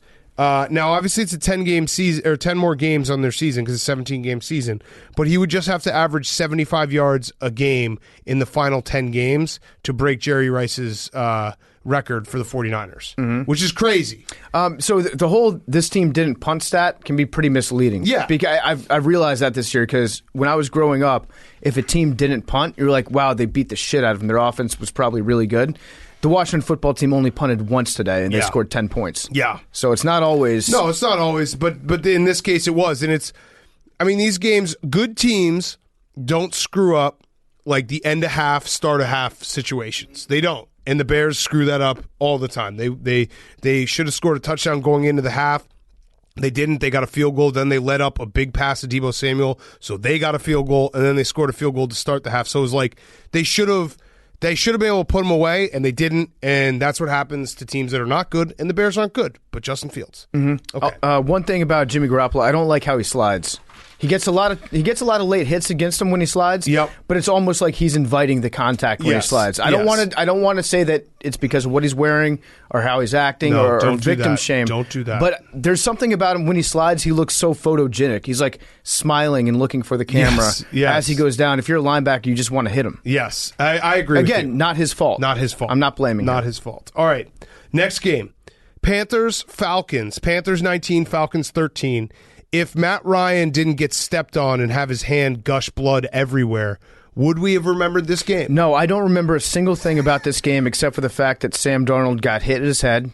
He probably did. From the gravitational pull of it, and he was taken out of the game. And P.J. Walker is a guy that always just manages to find himself in football games. Yes. He never starts them, but I feel like the last 2 years, every Sunday we've had at least one P.J. Walker drive. Yes, it's true. And the Matt Ryan getting his hand smashed was like, oh shit, that game's going on, because there wasn't a lot of offense. It didn't go to red zone very often. The Falcons, Calvin Ridley, which we saw afterwards, he's taking a step away from football. They missed Calvin Ridley. They did a good job shutting down Kyle Pitts. Oh yeah, Stephon Gilmore, turns out he's still good. He had a late pick to seal the game. But yeah, both these teams are kind of the same team. And it's just like the Panthers are a little bit better. They deserve each other. Yeah. They deserve. Yeah, Matt Rule also launched a flag. And when I mean launched, he wound up. You seen that video of the girl, I think it was at a Knicks game, who's got a T-shirt and she just guns it into the stands and goes into the upper deck? That's hot. Yeah, bonk. That's what it looked like. That's what it looked like. That's my favorite whenever they post a video of yo, check out this chick. She can throw a football. Yeah. How hot is this? Well, Billy definitely looks at that and is just imagining offspring. That's all that means to him. Oh, my God. This chick can throw a football? Throw it spiral directly into my face. That's so fucking hot. But yeah, Matt Rule launched a flag. I think it landed on Mars. It was pretty cool. Sometimes when you're a little guy like Matt Rule, you just got to remind people that you still got it. You got a little pep. Yeah, exactly. You got some shit to you. Yeah, don't come at me. I'm Matt Rule. I'll spit on myself in my smock. Okay, Eagles, Lions. Yikes. Big yikes. I think that the sign that the Lions were doomed was when everyone decided this was the game that the Lions were going to win. I woke up this morning, I looked, and I think it was 75% of the people were betting on the Lions. I think we as a country should stop trying to predict when the Lions are going to get their first win, because at this point it might not happen. Yeah, it just seemed like the time was right. I'm guilty of it as much as anybody because I did bet on the Lions today. I thought this was going to be their week. I saw it as a matchup between Dan Campbell and Nick Sirianni. And I didn't know that Dan Campbell had it in him to out Nick Sirianni. Yes. Nick Sirianni. Yes. Trying to act like he was being aggressive for it and ended up making one of the dumbest play calls that I've seen in the NFL in a long time as far as coaching mistakes go at the end of the second quarter where, what was it? It was a situation they should have kicked a field goal. Yeah. 14 seconds left. 14 seconds left. Fourth and one. Fourth and one, and he said, I'm going to go for it. I'm going to be aggressive. And he was going to try to be aggressive and get go one for extra it. play. Yeah. And then what would that extra play have been? A field goal. Yes. And correct. he said, now to his credit, this is actually him being more Nick Sirianni than Nick Sirianni. After the game, he set an all-time record for saying it starts with me. Yes. He never said it ends with me too, so he's not reached that state yet. But he said that everything out there starts with me, all the coaching decisions, the mood going into this week, our team's attitude, it starts with me. So Dan Campbell, officially, he's number one on the coach looking into the mirror power rankings. Yes. But I did like how he referred to the game today. He called it a sea of crap. Yeah, he was his. So my question to you and to the world is, Dan Campbell does a really good job of owning the blame. He said that was bad. That's what he said. He said that was bad. I didn't set the tone. I didn't have my team prepared. At some point, just owning the blame, like, you just suck, right? And I like Dan Campbell, so I'm not going to be there yet. But, like, I think we've given him a lot of credit for owning how bad the Lions are. But also, if you keep saying, like, my bad, we should start listening and being like, yeah, you're bad. Well, I think in today's society, we're most used to seeing people who suck pretend that they're great. Correct. And so when you see somebody who's sucking be like, hey, I suck, it scrambles your brain for a second. You're like, I like his honesty. Yeah, right. But the outcome is what still... a guy. Yeah. I like how this guy sucks. Yes. And I would rather have a guy be honest about it than have a guy who's, deflecting blame elsewhere or coming up with excuses. But at some point, if you're like, listen, I don't have any excuses, I'm not good at my job, right, then I'm going to be like, wait, it sounds like this guy might not be very good at his job. Yeah, he's kind of telling us. Yeah. Like, he tells us after every game that it's like, hey, it starts with me. We weren't prepared. We weren't ready. It's like, okay. So we should start listening and being like, yeah, they're not prepared. They're not ready. I'm willing to go ahead and make my own excuses for Dan Campbell, and I'm just going to chalk up that no field goal at the end of the first half as just being a little bit of the inner meathead poking through. Yes. Where he just wants to be aggressive all the time, and he doesn't stop to think about, wait, what's the point in being aggressive if on the very next play I have to kick a field goal? Right. It's just the inner meathead. That's all that was. It was tough. So, But that doesn't really excuse the rest of the game. I don't know. Unfortunately now I'm just personally worried because I think the only game that the Lions probably could win is Thanksgiving Day against the Bears. But I don't. It's bad. Like, this team is very bad. I know they're supposed to be bad, but I don't think that makes it better for Lions fans. Like, Lions fans, you can tell yourself you're bad, but when you're potentially going to go winless again in the span of 10 years, like, that's. I don't know what to say. The only thing I have to say for Lions fans is, like, some of you are Michigan State fans. That's huge. Shout out World of Isaac. Yeah. The rest of you are Michigan fans. That's a bad weekend. But yeah, it's very, very bad in Detroit, and I feel really bad for Detroit. And they're just not a good like Dan Campbell said. They're bad. That was bad. I think you have to give Dan Campbell a full another off season to restock the roster before we can accurately evaluate how bad he is. Because I think today, even if you had a roster that was as talented as the Eagles, they still lose that game by 25 points. Yeah, and but you never know. Like we should give him some time to work into his job a little bit. Maybe I'm just making excuses. You know what? He's tricked me into it. I want Dan Campbell to be good, yeah. but it's just he keeps telling us that he's not good, and we're not listening. I'm definitely not listening. No, I can tell from the last 5 minutes of the things that I have said, and then the things that I have thought that I am definitely not listening to Dan Campbell when he tells me that it's on him. Yes. What were you gonna say, Hank? Well, Calvin Johnson's, their shining star. His receiving record's going to get broken by Cooper Kupp, same quarterback, Matthew Stafford. So that probably makes it worse too. Is Calvin Johnson a system receiver? Some are Stafford saying. just makes everyone electric. Yeah, it's bad. It's bad. Eagles, on the other hand, this is the old. Are the Eagles back? No, they played the Lions, but you still get credit for winning and winning convincingly. And I don't want to say they found something, but Jalen Hurts only throwing 14 times, and using his legs. They ran the ball very, very well. Their defensive line woke up. I don't know. You should never apologize for wins. So Eagles fans, I think most Eagles fans are like, yeah, those lines, they stink. But still, a win is a win, and a convincing win. It's rare to have 44-6 or whatever the final score was in the NFL. Yeah, this is a win that definitely stings, or a loss that stings if you're the Lions, because they gave up 236 yards on the ground. They limited Jalen Hurts to 103 yards passing. Yeah, it was 9 for 14. 9 for 14, 103 yards passing, but he had a 93.8 QBR, which is, that stat is just so made up. It's just bad.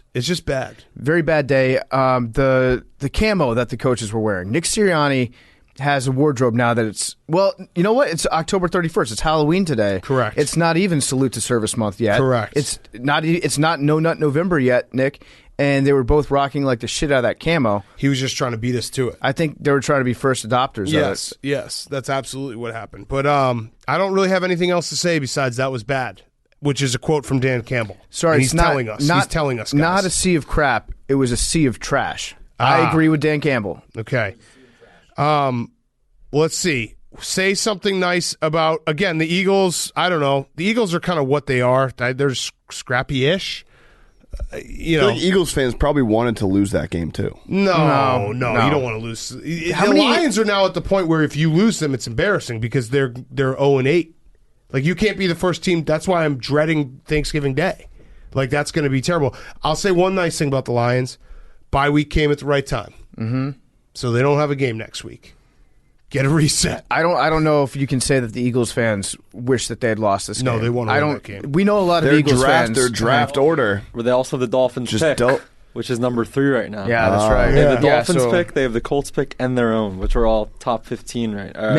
Maybe the only way I can think that the Eagles would wish they had lost the game is the Eagles fans that hate Nick Sirianni. And I think also Eagles fans probably are doing, they're straddling the fence right now of hey, if we could win a couple games here, maybe we'll be competitive in December. They're still trying to figure out if they draft a quarterback in the first round next year. Yes. So I think they will with 3 picks. You kind of have to. Okay, next game, Bills-Dolphins. Weird game, 3-3 at half. Felt like the Dolphins defense finally showed up to the 2021 season. And then the Bills were able to just steamroll them in the second half. Josh Allen smashing all the buttons, making plays. He had 2 plays in a row, I think, where he hit every single button at the end. Yes. He tries to do a lateral as he's already down on the ground. Yes. And the Dolphins, their defense did play well for a half. Tua, I don't know, wasn't his best game. Let's wait till the All-22 comes out. Wait till the All-22 comes out with Tua. That was a real defense he was playing this week. He wasn't looking that great. It is weird, though, how the Dolphins only care about division games. Yeah. They play that division so tough all the time, with the exception of the first game that they had against the Bills this year. But usually if they're playing against the Bills, the Jets, or the Patriots, the Dolphins, they look like a completely different team than if they play a good team from the West Coast. It's also Dolphins candy-ass season because now that the weather's starting to turn and you see those jerseys in Western New York, and you're like, oh, they're never going to win this game. It doesn't work. It's it's so easy. They're like tourists walking down the street. Yeah, this we'll pickpocket them. Here. Yeah, and the Bills, unbelievable cover that they weren't covering all game. They find a way to cover. Yeah, Tua. I'm going to be nice to Tua, but he wasn't good. Yeah. He wasn't good, and Deshaun Watson could still get traded to the Dolphins. Again, can somebody make a cut up of Tua's throws and just like completely gaslight us and show us why Tua was great on even the bad throws? Why were they actually good in hindsight? But you're right. I feel like it's an inevitability at this point that Deshaun Watson is going to be. He's probably going to be making the rounds on the court-ordered door-to-door introductions in Palm Beach, in Dade County. Probably going to move into Epstein's old mansion. Okay. I mean, it's vacant. No, they destroyed it. Oh, they did? They bulldozed it? Yeah, they good. bulldozed it, yes. Tua also had a ridiculous, that fumble, which I don't know if that was on him or the center or wherever. We looked up at one point, and the ball was just everywhere. It was a Benny Hill skit. I don't think that one wasn't on Tua. No, I think Gesicki was in motion and it hit him or something. Yeah, so they tried to do the thing where they send a receiver in motion before the snap, and I'm actually amazed that it doesn't happen more often, especially on the plays where they're going direct to the quarterback, who just puts it right out in front and does a jet sweep to the guy that's scooting by. I don't know how those types of fumbles don't happen. They have to time it perfectly on the snap. This one was not timed perfectly. Yes. I think just snapped into Gesicki's butt. So I'm being nice to Tua. Isn't that nice to Tua, Jake? Very nice. I mean, he was bad, but I'm being nice to him. And I will wait for the Tua believers to tag me in every tweet this week and let me know how he wasn't bad. Remember, 94.9% chance he's traded by Tuesday. That's true. To Florida. That's true. And then you know what? Or Deshaun Watson. You know who the first game is for the Dolphins? Who? Be against the Texans. Oh, wow. Instant revenge. Instant revenge. Also, O.J. Simpson was at this game. Good. Yeah. Glad to see he's still out there. That's my who's back. Oh, it was? OJ? Yeah. He did a little video reminiscing about the old stadium. OJ is all about the content. Do you think there are people who probably were like, yeah, what's up, OJ? Oh, yes. I guarantee you, if OJ Simpson walks past you, there are people that go up to take like ironic pictures with him that then post it online, and nobody can tell the difference between irony and actually endorsing a serial killer. Also, Bills fans, that's Twitter in a nutshell, where people like it's because the jokes are kind of funny. I think people like it when OJ like does these videos because they can make jokes. Yeah, but it's like it's still OJ. It's like, yeah, it's still OJ. Right. Yeah, I'm just glad to see that he's out there roaming. Yeah, that he's still free. He's just doing the thing, whatever that thing is. All right, Rams Texans. I don't even know what to say about this game. The Texans are like disgusting. They're fuck the Rams. Yeah, I mean the Texans did blow, or the Rams did blow the cover out of nowhere. They're up 38-0 going into the fourth quarter. Disgusting. Crazy blown cover. The Texans won the fourth quarter 22-0. They recovered it. I do think that recovering an onside kick, if you're the Texans here, like you wasted it. I don't know. On what? Do you think this was covering? I think onside kick. No. It's going to get for Texans fans. I think onside kicks like. I actually think of onside kicks as like you have a certain set amount as a franchise. Oh, like eggs. Like they'll need like a one woman in has X amount of eggs. They'll need one in 5 years, and they'll be like, no, remember that Rams game? You don't get it. I don't know. The fourth quarter, I think the Texans had 73 yards of offense total going into the fourth quarter, and then Davis Mills put the team on his neck, and he was like, I'm going to be a garbage time all-star. And garbage time all-stars, it's like Kirk Cousins, that's one that comes to mind. Yep. Jalen Hurts. Carson Palmer had a couple nice seasons doing that. Yep. And then Davis Mills is working his way into the conversation of a guy that gets yards and touchdowns in absolute garbage time. The Texans, though, are at the point where, like, I wrote down this game happened. I don't really know. They're not. It's crazy at this point in like, we usually have one or two bad teams. It feels like we have a few really bad teams. I love it when the bad teams play each other, though. Yeah, because watch out, because coming up next, the Texans, they get the Dolphins, the Jags, the Jets, and the Colts. Oh, wow. So at least they get to play each other. Yes. So we can completely ignore those games if we want to. I think the Colts have actually graduated out of, like, being truly, or sorry, not the Colts. The Jets have graduated out of being truly bad. It's the Jaguars, the Texans, and the Lions right now, where it's like, watching those games are painful. Painful. Like those three teams, they were down 2 touchdowns in the blink of an eye. Like you turned on the game and they were down. Yeah. I have a hypothetical for you. Okay. Would you take $1 million to play on the Houston Texans for the rest of the year? No. Okay, that's easy. You didn't even let me get the stipulations out. Okay, go ahead. How about this? Hank, you can feel free to chime in, He's too. got to be. I can't even walk right now. I'm just saying, but listen, these are part of the stipulations. I'll listen. Would you play on the Houston Texans at running back No. You get 17 carries a game. Nope. No. You're guaranteed not to get injured, though. You still feel the impact of the hits, and you wake up with bruises, but you're not injured. What does that mean? No. You get $3 million for the rest of the year. Said $1 million. I just gave you a raise. The market's thin. You realize it was the worst hypothetical ever? The market's thinned out. Billy, would you take? Absolutely. Yeah, Okay, Billy, Billy, we you know get you would. $500,000. You'd have to live in Houston. You'd have to be in that locker room every day. You'd have to deal with like the sadness of being a terrible, terrible football team, and you have to get your ass kicked. Yeah. And you have to do whatever No David income Culley tax. tells you to. No income no tax, state income that's tax. right. Good Yeah, point. yeah. You have Davis Mills is your leader. You do it? Of And get course. fucked up every single Sunday? You 17 carries? You get hurt. This whole injury stipulation is not real either. You'll get injured. I mean, if I'm not actually going to get a game-ending injury, No, you're Okay. going to get a life-ending injury. You get bruises. You don't break any bones. Maybe some ribs. You break one rib. hairline. And your nose. Hairline, rib. Yeah, And your 100%. nose. and maybe your neck. spine gets 5% chance your neck is snapped. Your spine gets dinged. Yeah. Gets nicked. You get a nicked neck. 5% chance you get your neck is snapped. 50% chance you get knocked out cold. Actually, I'm in. Yeah. Okay, I hurt yeah. myself putting on sweatpants. Like, There you go. why even, it could be anything. You get could the do anything jersey, I against think it her. would just suck so bad to look so slow and everyone be like, "What the fuck?" If you at this if you fat told guy. me I get to keep my jersey and they'll Probably frame break- it for me. Bust one out. Yeah, you break one. 2 yards? It's a numbers game. If you Yeah. get the ball enough, you're bound to break one. Good blocking scheme. Yeah. Cooper Kupp is incredible. He's already he almost has already like hit his career high in yards and touchdowns, and we're 8 games in.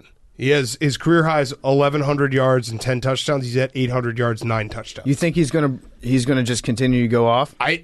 They can't stop him. Like Stafford and Cooper Kupp have a clear connection, and no one has stopped them yet. I'm just a big believer of weather impacting football later on in the year. Hold on, but I mean they play in. I know Hank's dome. shaking his head, I mean they play in a dome, but and they two can of still get lightning in there. Yeah, that's true. There could get lightning in there. Arizona plays in a dome. San Francisco and Seattle, okay. Has he had a game? I'm looking right now. So the closest Arizona beat the Rams pretty good, and he only had 64 yards for no touchdowns. That was the closest anyone has come to like shutting him down. Every other game he's had 90 or more, and most games he has a touchdown or 2. So they get the Titans on Sunday Night Football next week. That's going to be that's going to be a prove it game. That'll be a game of like, are the Rams going to be candy ass, or are they going to be a real football team? Yeah. All right. You got a quick word from our friends at Black Rifle Coffee, and then we'll do the last 4 games, and we'll get to Football Guy of the Week. Yep, I love Black Rifle Coffee Company. They're a veteran-owned coffee company serving premium coffee to people who love America. Their veteran CEO and founder, Evan Haffer, spent over 7 years on the ground overseas with U.S. Special Forces and as a CIA contractor. Evan even modified his gun trucks during the invasion of Iraq to grind coffee anywhere. We love coffee. I know Big Cat loves drinking coffee in the morning.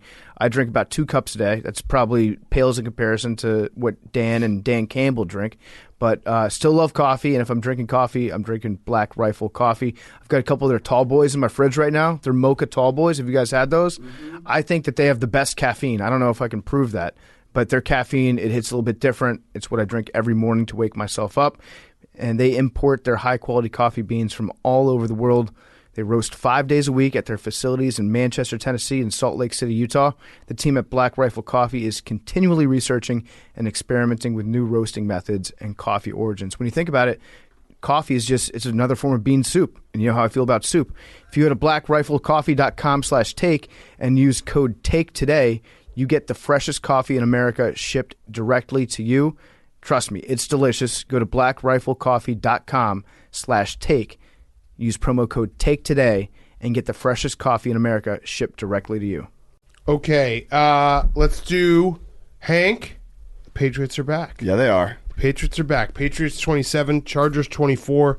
A very impressive win for the Patriots. Very impressive win. I said it in the pregame show on Thursday. This would kind of shape how I look at this team going forward for the rest of the year.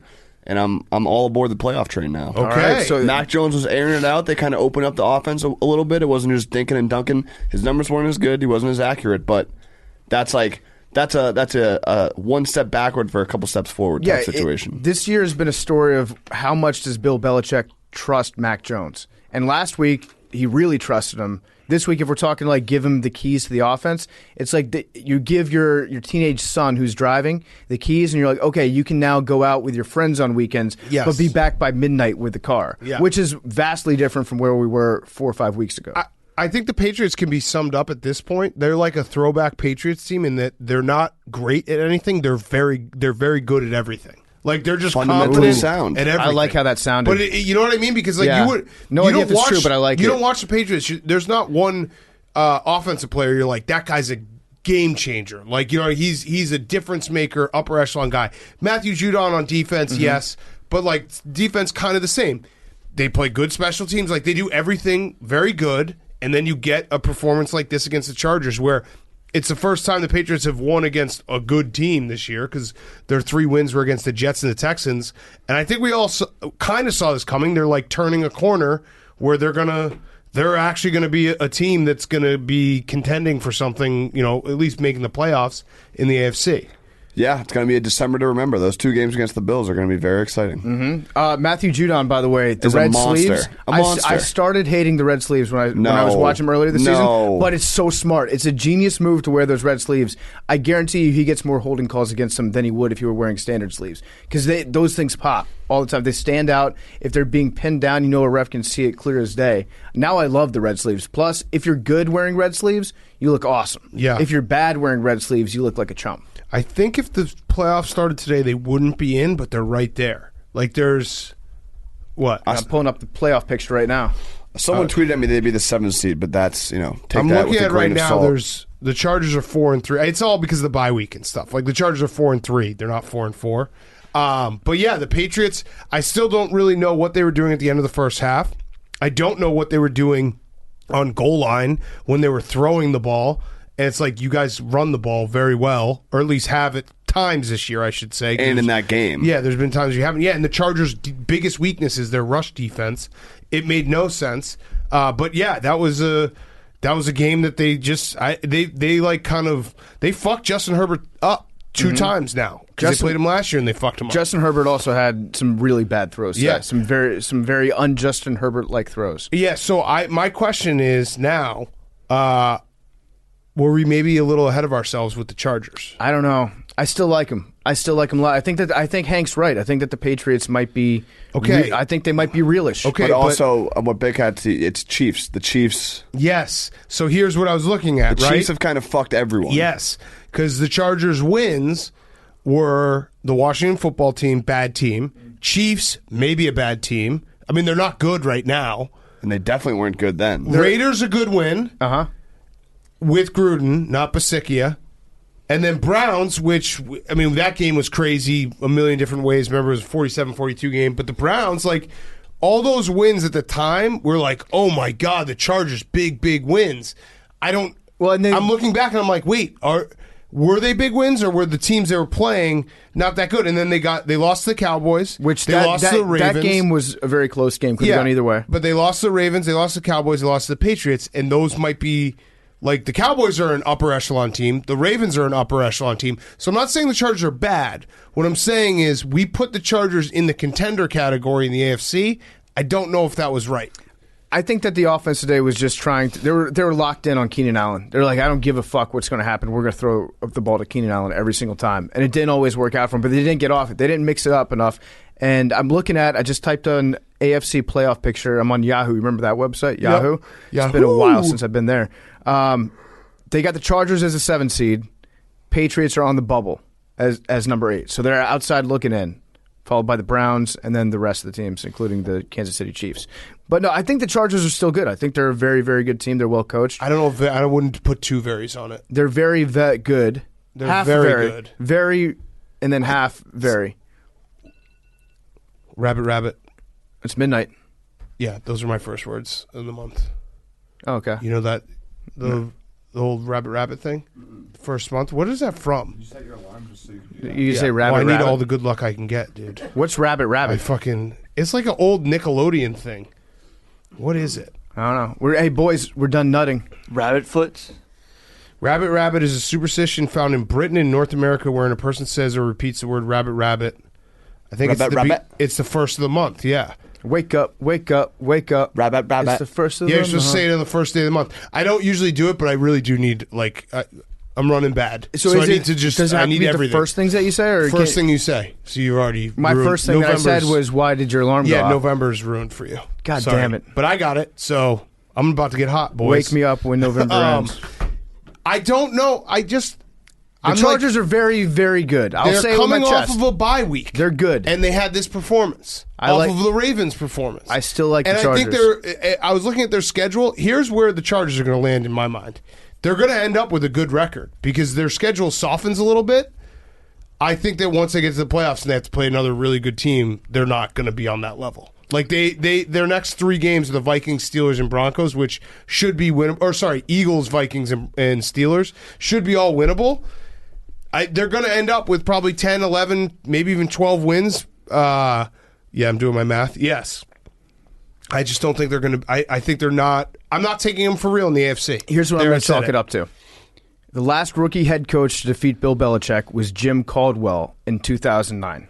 Bill Belichick has won his last 11 versus rookie head coaches. Okay. So Belichick versus rookie head coach. They got pumped by the Ravens, Also, too. that stat came from 2015, so I don't know if anything's changed in the last 6 years.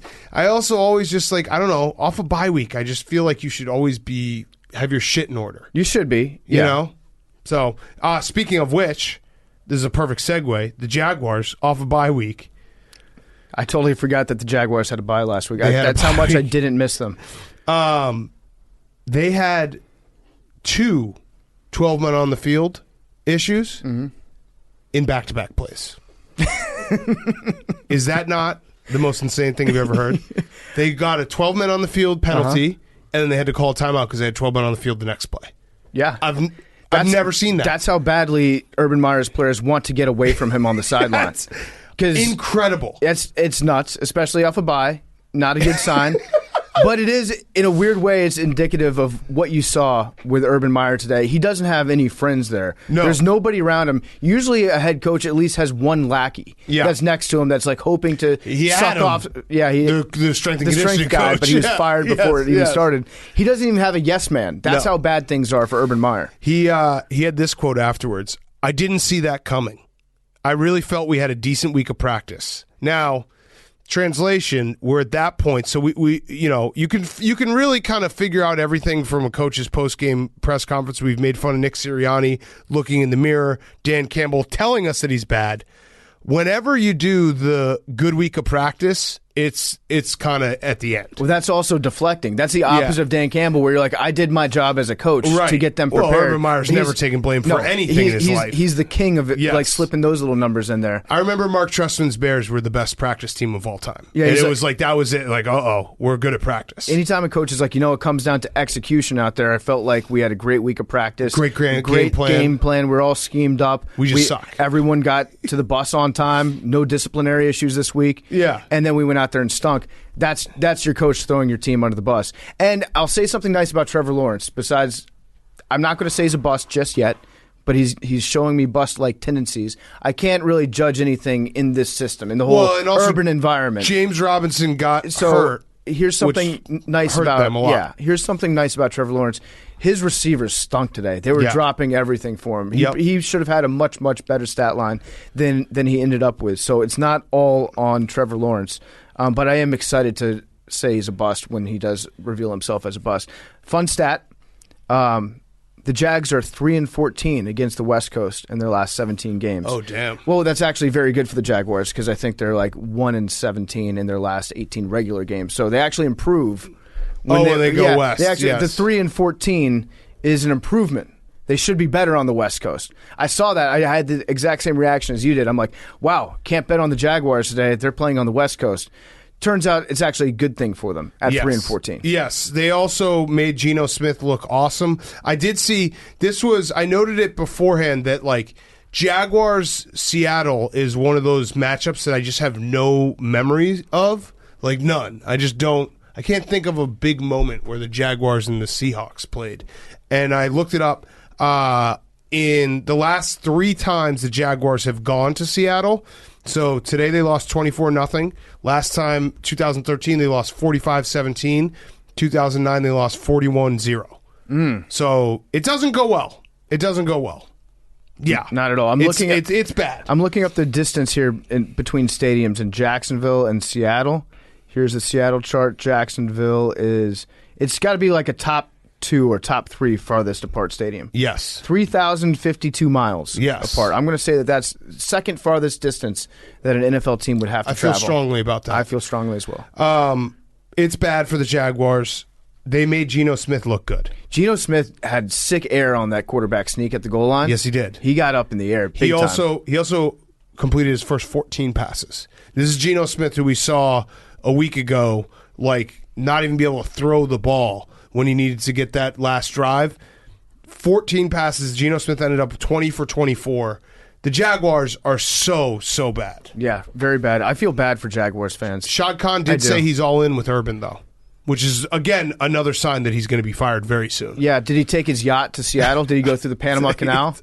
I don't know, but like when your owner says you're all in, that means you're just not. Yeah. Like you're publicly all in. That means privately you're figuring out how can we get this guy out of here for the least amount of money out of my pocket. Why would you even say that you're all in on Urban? Right. There's not a more obvious lie in the world to tell. And good news, though. Good news for Urban Meyer. It's not like half the country dressed as him fingering chicks' buttholes for Halloween. Mm-hmm. Oh, wait. That is exactly what happened. And you know what? Every one that I saw, every picture I saw of people dressed up on Halloween wearing the Ohio State thing at the bar, I laughed at every single one of them. They were very funny. Always funny. I saw this one kid who was like 5 feet tall, blonde, long hair, and a girl who was like brunette. And I was like, that's still funny. Yeah, even though it's it's nothing, because I get the joke. Right. And it's a very funny joke. And it's hard to perfectly nail the topical Halloween costume. Like, I'm sure a lot of people went as Squid Game. I'm sure there was, what's the other topical one that was Island Boys. Yeah, Island Boys. Like, Ted Lasso. Mm-hmm. Urban was a topical one that made me laugh every time. It was really good. And it's also a genius Halloween costume if you're the guy. Yeah. Because that means that you have a girl that just comes and grinds on you all night. No, babe, it's part of the costume. Yeah, it's part of the costume. They won't know who we are. Yes. Yeah, I've always thought that if you do a topical costume, you just have to be ready to fight whoever you see at the party who's the same costume. If you show up as Ted Lasso and there's another Ted Lasso, it's a fight. Well, there's very clearly a hierarchy of who's the most Ted Lasso person. I once went to a Halloween party where there was 2 Al Borlands, and it was fucking awesome. That's pretty cool. I tried to make them fight. What year was that? It was like 2004. That's incredible. That must be so rare to see these days. No one even knows who Al Borland is. I actually think if there were 2 Ted Lassos, they would just hit it off instantly. They would have a great. This is awesome. Yeah, you want to play some darts and have positive conversations? Yeah, and make this show our therapist. Mm-hmm. Go ahead. 2 stats that are going to be deep in my head going into this next week. Geno Smith is 8-0 against the spread in his last 8 games, and the Cowboys are 7-0 against the spread this year. Tail him or one's got to give. One's got to give. I'm just like one of those things where it's like I've been betting against the Cowboys and losing, betting against Geno Smith losing. Well, tonight we bet against Cooper Rush. I think now am I gonna? But now it's like you bet against Geno Smith because Geno Smith sucks, but. He's 8-0 against the spread. They covered. Who'd they play last week in the rain game? The Seahawks. It was a Thursday night game against 49. No. Why is this is bad? Brain is melting. Saints. Monday night they covered. Yeah, that's right. Yep. Yeah, you're right. Damn. What were you gonna take? I think guess whose line is it anyway? It's probably not up yet. We have to predict who's going to start at quarterback. Yeah. Guess whose line is it anyway? There's no way this is up. There's no way they're playing each other, is there? Oh, I thought you just said... No, I'm just saying those are just 2... Oh, yeah. I'm not saying they're playing... The way you said that... 2 stats that I'm going to be in my head this week. No, the way you said that they're was not playing each other. No, I didn't mean it that way. I just meant the way there was 2 undefeated against the spreads. Oh, which one do you choose? No. No, hey, that's a great thing to have in my mind. I thought that you were saying, like, one's got to give. Yeah, this is going to be incredible, this matchup. Like, who the fuck which one are you going to pick? No, I meant more like I'm going to probably hop on both trends. Okay, me too. And lose. All right, so who do the Seahawks play next week? That's my bad. That's so funny. I hope they play the Seahawks. Seahawks are home. That's Cowboys play the Broncos at home. Packers, Seahawks. No. Actually, Wait. We need to sort this out. No, the Cowboys host Denver. Yes. Seahawks are on a bye. I think. Seattle's on a bye. Okay. All right, good. So we we'll can't. have to So it think about doesn't this. even apply to next week. It is a good stat, though, Hank. Thank you for bringing it up. Do You're the welcome. Cowboys and Seahawks play this year? No, they do not. Okay, maybe next year. Maybe both trends will continue till next year. If they both win the division, well, I guess Seattle not really, but then they would be guaranteed, right? Damn. Mm-hmm. Okay. Probably be a push if they did play. The Tony Romo game. Sorry about there that. he is. That's okay. My back's broken. We were pumped. It was going to be an incredible matchup. All right. It's fun to think about. Washington football team Broncos. It is very fun. Very fun to think about. PFT. Just trying to give you some fun stats. Washington football team. Listen, we're brothers in arms and terrible quarterbacks, but I did feel especially sad. I bet on the Washington football team today. Yeah. You turned to me before the game. You're like, I think this is one of those days that Taylor Heineke's going to make me excited. I think I used the words "go off." I think I said that Taylor Heineke was going to go off today. And it was the most Taylor Heineke game because he played serviceably at times until he got close to the goal line. Now, granted, his interceptions weren't. I'm not going to count those as real interceptions. Okay, because fair. One was the Hail Mary at the end of the Yep. game. But Jesus Christ, we're bad. And I was just thinking to myself while I was watching the end of that game, I don't have to do this to myself. No. I don't have to watch and be invested in the Washington football team, who shouldn't even be called a football team. We're not the Washington football team. We're the Washington sports. We're Washington recreational activities. We're the Washington we get our asses kicked regularly. It was a depressing loss because at the end of the game, between us and Vic Fangio, it was like watching two 6-year-olds play blackjack against each other, and no one knew the rules, and everyone kept fucking everything up, giving us hope that we were inevitably going to squander away. And I reached the point with Chase Young where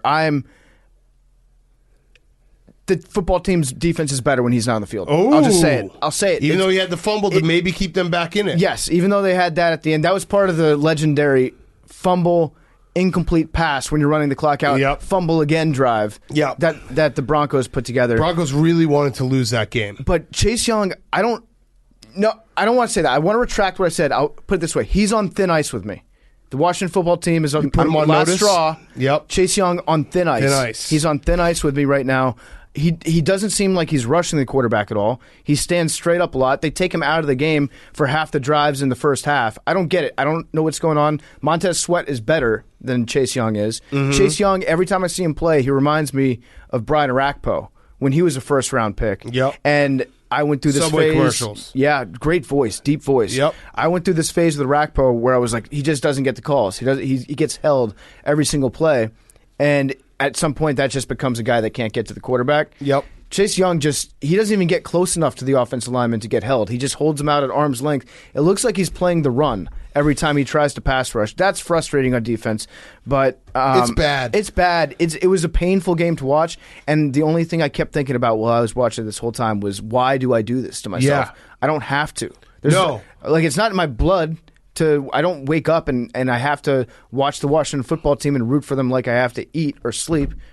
But I do it. I do it to myself. Mm-hmm. And I don't know why. And it sucks. And I'm not happy. No, they're bad. And I just would rather just ignore them. But I can't. And Chris Blewett, I mean, that guy, he sucks. It's honestly impressive. He kicks it right into the line every time. 60% of his field goal attempts have been blocked. Oh, my God. And this is what I was worried about. Not only when you sign a guy named Chris Blewett, he has to be the best player to ever play the position, or else you're just inviting an onslaught of shit, being like, oh, your kicker's name is Blewett? Yeah, it is. That was our decision. We consciously decided we would like to have a kicker named Blewett who can't kick the ball over 10 feet in the air off the line of scrimmage. Mm-hmm. But then it was just the reason why we signed him was because we wanted to cut Dustin Hopkins, who immediately gets signed right off the street. They're like, okay, we think this guy's good.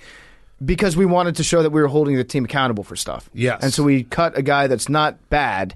He's not good, but he's not bad. For a worse guy. For a worse guy whose last name is literally Blewett. Yeah. It's bad. It's bad. They're just a bad team. And it's crazy because last year, it felt like they were building something. I guess when is Ryan Fitzpatrick coming back? Because I do think that some of these games, like today was a winnable game. Ryan Fitzpatrick probably wins this game. I think so.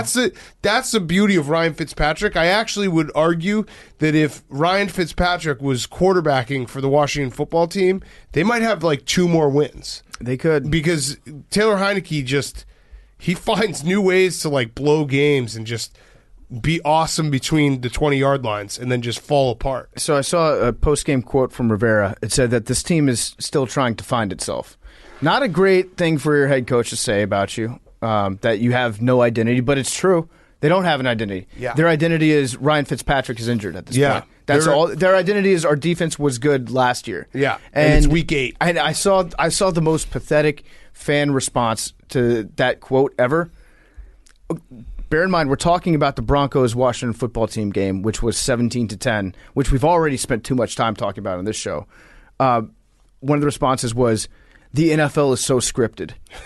like Roger Goodell set this plan in motion to make sure that the Broncos could beat the football team 17-10 in a game that precisely nobody watched. Yep. And that's the level of cope that we're at right now. It's like, rigged. Yeah. Refs are rigged. It's rigged. Refs are rigged against Washington. You know what? I might just join in that. This league is rigged against the Washington football team because it's impossible for any team to be as consistently bad and just numbing to your soul, right, as they've been for the last 25 years. I got some extra bad news for you. I think they might be. Bury me. Power rankings are coming out on Tuesday. We still have Monday Night Football, but I think they're officially the worst 2-win team. Good. Even though they've beaten the Giants head-to-head, I think the Giants are better because the Giants have beaten real teams. The Washington football team has beaten the Giants and the Falcons. Yeah, okay, you know what? I'm going to request that you relegate the Washington football team from 2-5 to 1-6. Ooh, okay. Can they be included in the 1-6? Yeah, because that guy was he wasn't offsides. Yeah, so I disavowed that win against the Giants. Yeah. So we beat the Falcons. And all right, I'll it. put them in there. Okay. In terms of one-win teams, they are probably not the best. No, they're second though. Okay, who's number 1? I'd probably put the Dolphins 1, but that's subject to change. Yeah, based on all 22. I'd say just off the top of my head, and I got to look at the statistical models that I have on my computer and everything. But right now, if I had to do it, if I called the Washington football team a 1-loss team, it would go Dolphins, Washington football team, Texans, Jaguars.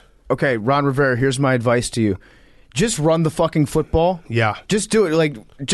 Who's going to get mad at you if you go out there and you just run the ball 40 triple times? Option. Yes, just go to Navy's offense. Taylor Heineke could run the triple option. It's salute to service month. Yes. What better salute to service than to just run the ball 55 times next game? I'd love to see it. All right. And Broncos, I don't know. I mean, you can't Broncos are so bad. They try to lose that game so many times that you can't even be like, that was a great win. No, it was not good for either team. Yeah. Both teams should be ashamed. Both fan bases should be ashamed for giving those teams your money. Although I saw that Peyton Manning was there for his Ring of Honor ceremony. All the Mannings are getting honored. Why do you waste your Ring of Honor ceremony against the football team? Because they won. Good point. Yeah, we could probably learn a thing or two and not schedule our next ceremony for the Chiefs.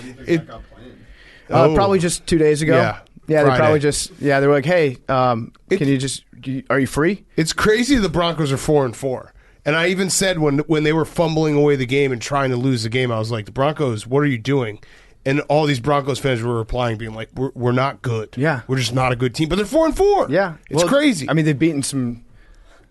I think that the list of teams that the Broncos have beaten are actually funny if you say all the team names in succession. They've beaten the Giants, the Jaguars, the Jets, and the Washington football team. Yeah, that's a joke. Yeah, it's incredible. The Broncos and the Panthers are the Spider-Man meme because they're both now sitting at 4-4, and it's like insane that they're both 4-4 because the Panthers have beaten the Jets, the Saints, that counts, the Texans, and the Falcons.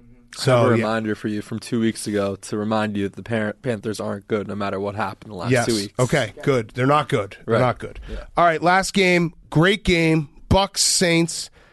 Jameis got hurt. It was very sad, although he was celebrating in the post-game locker room with his crutches, all-time clip. I fucking love Jameis so much. It was... How would you even verbally just play it out as if someone can't see the video? Yeah, so Jameis I think might have torn his ACL. Billy called it an LCL. He got carted off. He was not carted off, but he was off. A lot of pain. Horse collar tackle. They get the big win. The locker room looks like there's like some kind of smoke machine or something. It's Club like Dub. Club Dub, like weird shit going on. It's everyone in their pads dancing, and then the camera flips, and it's Jameis going fucking bananas with his crutches in his hands, like Lisa Turtle doing the screech. That's a throwback that only PFT and I will know right there. I think he was playing air guitar on his crutches, which is fucking awesome. I'm actually more concerned that Jameis is going to injure himself worse being injured than he would playing in football games. Absolutely. Because he's going to be a guy that's on the sideline. If he does have to get surgery, he's going to insist on being on the sideline day one. And he's going to be trying to sprint around, like hitting people on the ass with his crutches. Someone's probably going to fight him because he gets them too pumped up for a game. The team loves Jameis. You could tell when he was going off, like how much they love him. It also was very unfortunate because Jameis was certified on one today. Like he was making plays. He tried to do the pitch 10 yards down the field, the forward pitch that he like faked the guy out. He was wiggling around. He was doing crazy shit. He was running. We need to talk a little bit more about the fake pitch play that he had because he was like 13 yards downfield. He's running with the ball, and then there's a defender closing in on him. He pretends that he's going to granny shot style pitch the ball at the defender because there's nobody that he would be passing the ball to. So he like faked them out with a pass. So it's actually like a genius move because the defender would probably put their hands up. Like, it's not out of the world of possibility that Jameis Winston would throw an interception 15 yards downfield. Yes. And so you have to be ready for that. And then Jameis just scoots around him. And when he got tackled, it looked like he was doing the drill again where he ran through all the arms, you know, that gauntlet thing. And he's like stumbling around. Jameis was fucking awesome today. It was so great. I'm not ashamed to say it. I almost cried when Jameis Winston got hurt today. It was very sad. When he hurts, I hurt. Yeah. No, it sucks. I love Jameis Winston. I wish he was still with us. Yes. But he's no longer with us. Moment of silence for Jameis. All right, that's long enough. Trevor Siemian played well. Also, the Saints just have Brady's number. I know that, you know, the Bucs beat the Saints when it mattered in the playoffs. Drew Brees' noodle arm was a large part of that. But the Saints now, since Brady's gone to the AFC or NFC South, they're 3-1 against Tom Brady. Mm-hmm. And he looks uncomfortable playing against him. Like, that was a great defensive game for the Saints. They obviously had a couple blown, like that touchdown where no one was even on that half of the field. But it was crazy because with a minute left, I think all 3 timeouts or 2 timeouts, you're like, there's way too much time for Tom Brady. He's going to win this game. We've seen it a million times. Pick. Like, it would pick 6. I also think going into this game, obviously Mike Evans and CD Deuce don't like each other very much. And so Bruce Arians is probably just like, if you want to kick his ass now, not in the playoffs. Right. Like, get it all out now. If you have to get suspended for a week, just get into a fight with him today. Don't do it in January. Yes. And, of course, they went at it. Mike Evans, like, I don't know what the Saints defenders say to Mike Evans to piss him off so much. But they do it. They're very good at it. Yes. And I think CD Deuce must just be an all-time shit talker. The Saints are a certified tough out at this point. Yeah. Like, they play in the dome. And they're just a hard-nosed football team. They beat you up. They tackle well. Like, they just, I don't know, their defense is all over the place. And their offense plays like their defense. Like, Alvin Kamara, like, always gets the extra yards, kind of, it's violent running. So they're a decent team. And I don't know what's going to happen if it's going to be Trevor Siemian. I know that we're going to pretend that Drew Brees is going to get a phone call. That will be funny. He already shot that down. He said, I think Mike Tirico asked him on Football Night in America, and he said, I will be broadcasting the Notre Dame game this weekend. Yeah. So that's actually kind of a non-denial. That doesn't mean he can't play, right? Well, how are the ribs? Not good still. Probably not that good. Not good. Yeah, not good. I don't think that Drew Brees is coming back, but Taysom Hill should be back next week. Taysom Hill should be back. Andy Dalton is still out there available to be traded for. Is he? Yep. If anyone wants as first him, reported. come and get him. I like Trevor Siemian. My only problem is he's an all-time pat the ball guy. Yeah. Yeah, Blake. Yeah, Blake. Good call. Blake. Yeah. Imagine Blake in the Big Easy. Ooh. Hell yeah. It would work. Blake and Jameis in the same QB. It would work. Blake Pontchartrain. Yeah, it would work. Kevin White, 1 catch, 38 yards, no big deal. Also 1 target. Mike Evans faked out an adult male on his touchdown celebration. Yep, that was cool. Acted like he was going to hand it to the dude, and then instead handed it to a 7-year-old girl. Yeah. Because it's probably a lot easier to get the ball back if he needs to from the child. Yep. But that was, big win for the Saints. Huge win for the Saints. The Bucs are mortal. The Bucs are like, are the Bucs dirty? What do you mean dirty? Their defense, they beat the fuck out of people. Well, and they do it after the whistle. That was a horse collar. Yeah, was that Devin? That was Devin White. Yeah, Devin White and Vita It Vey wasn't even a horse collar. Yeah, it was a horse collar. Hank, he should be thrown out of the league. Hank, James might never walk again.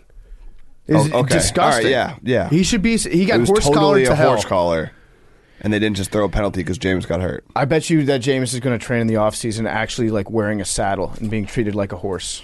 just to protect against that. God damn it! It's you're going to put a jockey on him? Please have a documentary about him, please. I need all in for week 1, Jameis Winston. Yes. All right, let's do Football Guy of the Week. Brought to you by Chevy, right? Yeah, we love Chevy. Chevy is the ultimate football guy truck. We're truck guys here at Part of My Take, and if I didn't live in New York, I would own a Chevy Silverado. They're amazing. My friend bought an all-new Chevy Silverado. He drove it to the beach this summer. I got to check it out. It's better than I ever could have imagined. This truck is the real deal, especially the tailgate part of the truck. Tailgate is a must-have if you're going to a tailgate party. The Chevy Silverado has the most advanced tailgate, the multi-flex tailgate. It's got 6 convenient configurations, gives you a step up on your tailgate game. It's got the primary tailgate, which opens with a push of a button on the key fob or from inside the truck. Then they've got the inner gate that folds into a large step, makes getting in and out of the bed super easy. There's an easy access configuration where the inner gate folds down, allowing you to reach farther into the bed, and it can also become a desk or a surface for your tailgating meal. It's the best tailgate in the world for tailgating. That's just a fact. And inside the truck is super comfortable, luxurious almost. Luxurious, but it's also strong. It's the most advanced Silverado ever. As truck guys, we know it's strong, advanced, dependable, and it's hard-working. So this football season, go test drive a Chevy Silverado today. Whisper into the Chevy Silverado salesperson's ear, "Pardon My Take sent me," and they will give you a free cup of coffee, $100 off your Chevy Silverado, and a full tank of gas if you choose to buy that Silverado, which you should. It's the strongest, most advanced Silverado. You know what? It is also the most strongest advanced Silverado ever. Yes. All right, Billy, let's go. Football Guy of the Week. So we had an awesome Week 8 nominees pool. Congratulations to Week 7 winner, Max Williams, who dressed up in his full gear while he was injured to watch the Cardinals. So he beat out some pretty good competition with Dawson Knox with a broken thumb and the high school kid who played through bleeding lungs. I do not know how he beat those two. Yeah, the guy that bit his lip and pretended that he wasn't bleeding from his lung. Yeah. So first up, we have Colin Wilder, free safety for Wisconsin. So if you saw in Wisconsin's 24-7 win over Iowa, there was a Grit Factory hat that they were all wearing as a turnover touchdown reward. So that was Colin Wilder's Halloween costume that got incorporated into the game last minute. He was dressed up as a Grit Factory worker for his Halloween costume. Okay. So, Do you clock in, clock out at the Grit Factory? I think that it's always open. It's always overtime. Yeah. Yes. Yeah, I like that. Jake, Time and a half. remind me tomorrow. I want to do an NIL deal for the Grit Factory hats. Got it. Okay? Yeah. That will be sick. Yeah. We're going to have Grit Factory hats soon that you can buy. It's awesome. Yes. Our second nominee is Mark Schlereth, a retired piss dog who is quoted on saying on the broadcast. He's still a piss dog, right? Yeah, he is. Yeah, you don't retire from the piss dog Did you retire? lifestyle. Okay. Actually, if anything, when you get really old, you become a piss dog again. Okay. Resurgence. Yeah. You come into this world a piss dog, you leave this world a piss dog. Right. It's the beauty of life. He was quoted on saying in the Washington football team Broncos broadcast, "I love football. It is the lifeblood that courses through my veins. This is awesome." And it was probably talking about a punt. Yeah. I think it was. It was actually during a timeout. And he was dressed up as Mr. Incredible. So, okay, football guy. Our third nominee is another Wisconsin player, Jack Sanborn, who said he dislocated his finger to the point where stitches were needed inside the locker room, said it was pretty gnarly, but came back because it's Iowa week. Yes. That's a fact. Playing through pain. Kick the shit out of Iowa. I don't know how you can dislocate your finger to need stitches because the bone comes pops out. through. Yeah, you get a compound fracture type that's- dislocation, then they jerk it back in. Iowa week. That's pretty gnarly, but pretty awesome. Our fourth nominee is Jed Fish, the head coach of the University of Arizona, who said about his players. I probably tell him I love him more than my own wife on his linebacker, Anthony Pandy. Mm-hmm. So football might be his true love, and his players much more than his own wife. So those are our 4 nominees for this week. You can vote on them on the Pardon My Take Twitter, and also our bonus throwback football guy of the week. Yeah, so this was going, Billy. Yeah, Billy, you're putting in overtime work at the Grit Factory. Do this. I like this. Well, sometimes when there's a bad crop, you need to just bring something back. Yeah. So Wait, you said before we got into it that we have an awesome crop. Yeah, but he's doing it every week now. I'm doing it every week. Okay, so all right. It's always exciting. So it's always exciting. There was a video that was going viral this week, which is perfect because it's a viral old football guy moment. On this day in 1974, Vikings quarterback Fran Tarkenton celebrated what seemed to like a game-winning touchdown by spiking the ball off Patriots cornerback Ron Bolton's head and getting ejected after the ensuing fight. Now, this is an insane video because he scores a touchdown and then just literally turns around and takes the football and spikes a guy in the head. Yeah, it was in awesome. celebration. Yeah, imagine if Tom Wilson did that. And then the center, his center is the ultimate football guy. The quarterback and the cornerback got in a fight, and then the center just comes out of nowhere and just starts bulldozing people to get protect his quarterback. Mm-hmm. It was insane, and it was actually kind of warranted because you can't really see in the video, but the cornerback tried to step on his heels after he scored the touchdown, trying to get a little extra action, which caused bullshit. Got it. Yeah. By the way, do you think that if Patrick Mahomes threw that left-handed interception that Carson Wentz threw, everybody would be going nuts of what a smart play it was? What a play. Great pick six. Yes. Yeah, those are football guys. Okay, right. Good job, Billy. Good job, Billy. Thank you. I'm proud of you. All right, let's wrap up. We got Who's Back of the Week. Who's Back of the Week is brought to you by the Cash App. Who's Back of the Week brought to you by the Cash App. The stock market is back. Investing through Cash App is back. Buying and sell Bitcoin is back. Download the Cash App. Enter referral code Barstool. You receive $10, and they will now send $10 to ASPCA when you download the Cash App from the App Store or Google Play Store today. Also, I forgot one thing to say about the Patriots-Chargers game. Sad. I mentioned this guy last week. He's doing sad stats for us. Jeff Henderson. Great. Go follow him. Great sad stats. Jacoby Myers. Mm-hmm. There's never been a wide receiver like Jacoby Myers in that he has played 3 years in the NFL, 126 receptions, 1,478 yards, has yet to catch a touchdown. Wow. Has not caught a touchdown. I think we got to start betting him to catch a touchdown every single week. I like it too. Has never caught a touchdown. He leads the tweet that he sent me. He made a graph. He leads he's like far and away like 3x the wide receiver end zone virgins with the most blue balls. That's Jacoby Myers. That's incredible. He has not. Yeah. I bet there were some players on those Chiefs teams back from 2015 where Alex Smith went 2 years without throwing a touchdown. They already had been in the league. Right. He's never ever caught a touchdown. I'm just saying there was probably one rookie one of those years. Yeah. But that's a lot of catches. 126 receptions, not a single touchdown catch. Let's get him one. Yeah, we're going to start betting on him. Let's get Myers a touchdown. All right. Hank. My Who's Back was OJ. We talked about that already. My other Who's Back, which we already kind of talked about, was just my back. Backs in general. A lot of AWLs. A lot of people reaching out.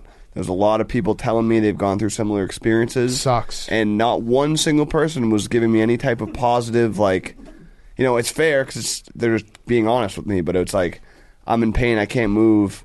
I mentioned that online, and everyone's like, yeah, dude, it sucks. Good luck for the next 2 weeks. You're just going to be miserable. The best part about having a back injury, Hank, is it's going to be like that forever. Yeah. Yep. I already gave him that speech. Yeah. Also, not to hurt your feelings, but I told Dave when he was like, "Where's Hank?" during the Patriots game. I was like, he threw out his back, and he goes, "How old is he?" Yeah, no, I mean, I agreed. I feel the same way. The little I'm too bit young of, for this shit. The bright spot is that if you do the exercises, Big Cat fixed my back. Yep. To the point where if I do these exercises 5 days a week, I actually don't feel bad. But if I miss them for 2 or 3 days, I wake up feeling like my back's on fire. So just do the exercises. I'm going to become a yogi. No, you're not. Just do these 3 exercises that will strengthen your core a little bit, and you won't throw out your back. A targeted ad? These 3 weird tricks. Yeah, lay on this thing. Doctors, this piece of plastic. Doctors hate it. Yeah. All right, PFT, your Who's Back? My Who's Back is Arch Manning. Oh. Arch Manning's back this week. He went to Clemson. So he's doing his college tour. They're all unofficial visits, though, meaning that the Manning family is paying for them. Yep. They've got a lot of money, those Mannings. And so Arch is going to a different college every week, getting all the stops pulled out for him, so they treat him like he's a celebrity. This weekend, he went to Clemson. Dabo Swinney made his pitch to him. But I think we need to have the conversation around Arch Manning. Have you seen the teams that he plays against in high school? Why? Have you seen any of the highlights? Well, yeah, I have, because Billy always puts his games on.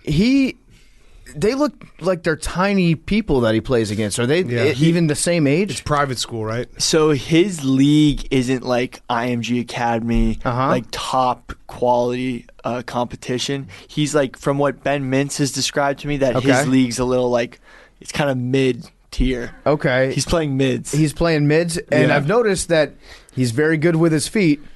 I've seen him go on a couple long scrambles. Is he going to be quarterback? Are we sure that Arch Manning is a quarterback? Because remember, Cooper was a wide receiver. Wide receiver, yeah. Are they going to? What if a team is like, hey, listen, Arch, we see you as being an elite wide receiver in college? Yes. Would he ever do that? Probably not. Billy? Is he uncoachable? Some are saying. I'd have to see his 40 because he might just be fast for that league. That's what I'm saying. It's impossible to evaluate. It does look like he's playing against sixth graders sometimes. Yeah. He's so much bigger than everybody else. Is he a bust? Is Arch Manning a bust? Probably. Let's have the discussion. No, because he's lost in high school, which I think is important for a quarterback's progression. Good point. Good point. Losing it. I'm serious. Yeah, I know. Guys who don't lose in high school, they don't pan out. Yeah, Trevor Tate Lawrence. Martell, I want him to go Trevor somewhere Lawrence. fun. All these bad players. He can't go to Clemson. Don't go to Clemson. Don't. That would not be fun. I want him to go to Texas. Ole Miss would be fun because it would just be like they're not going to. I want him to go somewhere where he won't have like the most loaded team every year. I want him to go somewhere where he wants to go. Yeah, I'm Team Arch. He should go. What if he goes to just like some small liberal arts college? Like he goes to Reed. He goes to Reed and just gets high. Yeah, that would be fun. Jackson State, yes, we are recruiting him. We right? are recruiting him actively. Take a unofficial visit to Jackson State. Yeah, Arch. My who's back of the week is bashing candy corn. It's back. So this is the season. There's 2 seasons that you get to just take out the old reliable online for instant retweets. It's Peeps around Easter and candy corn around Halloween. I never thought candy corn was as bad as everyone says it is. I don't think it's good, but it is always funny when everyone's like, you know what really sucks? Candy corn. I agree. Like, oh wow, you came up with something original. Candy corn's fine. It's okay. I said I like one handful of candy corn a year. Candy corn's fine. That's perfect. Peeps are good too. I don't one handful. I don't like actively seek out candy corn. Yeah, no. If you have a bowl, I will take one handful and then be like, you know what?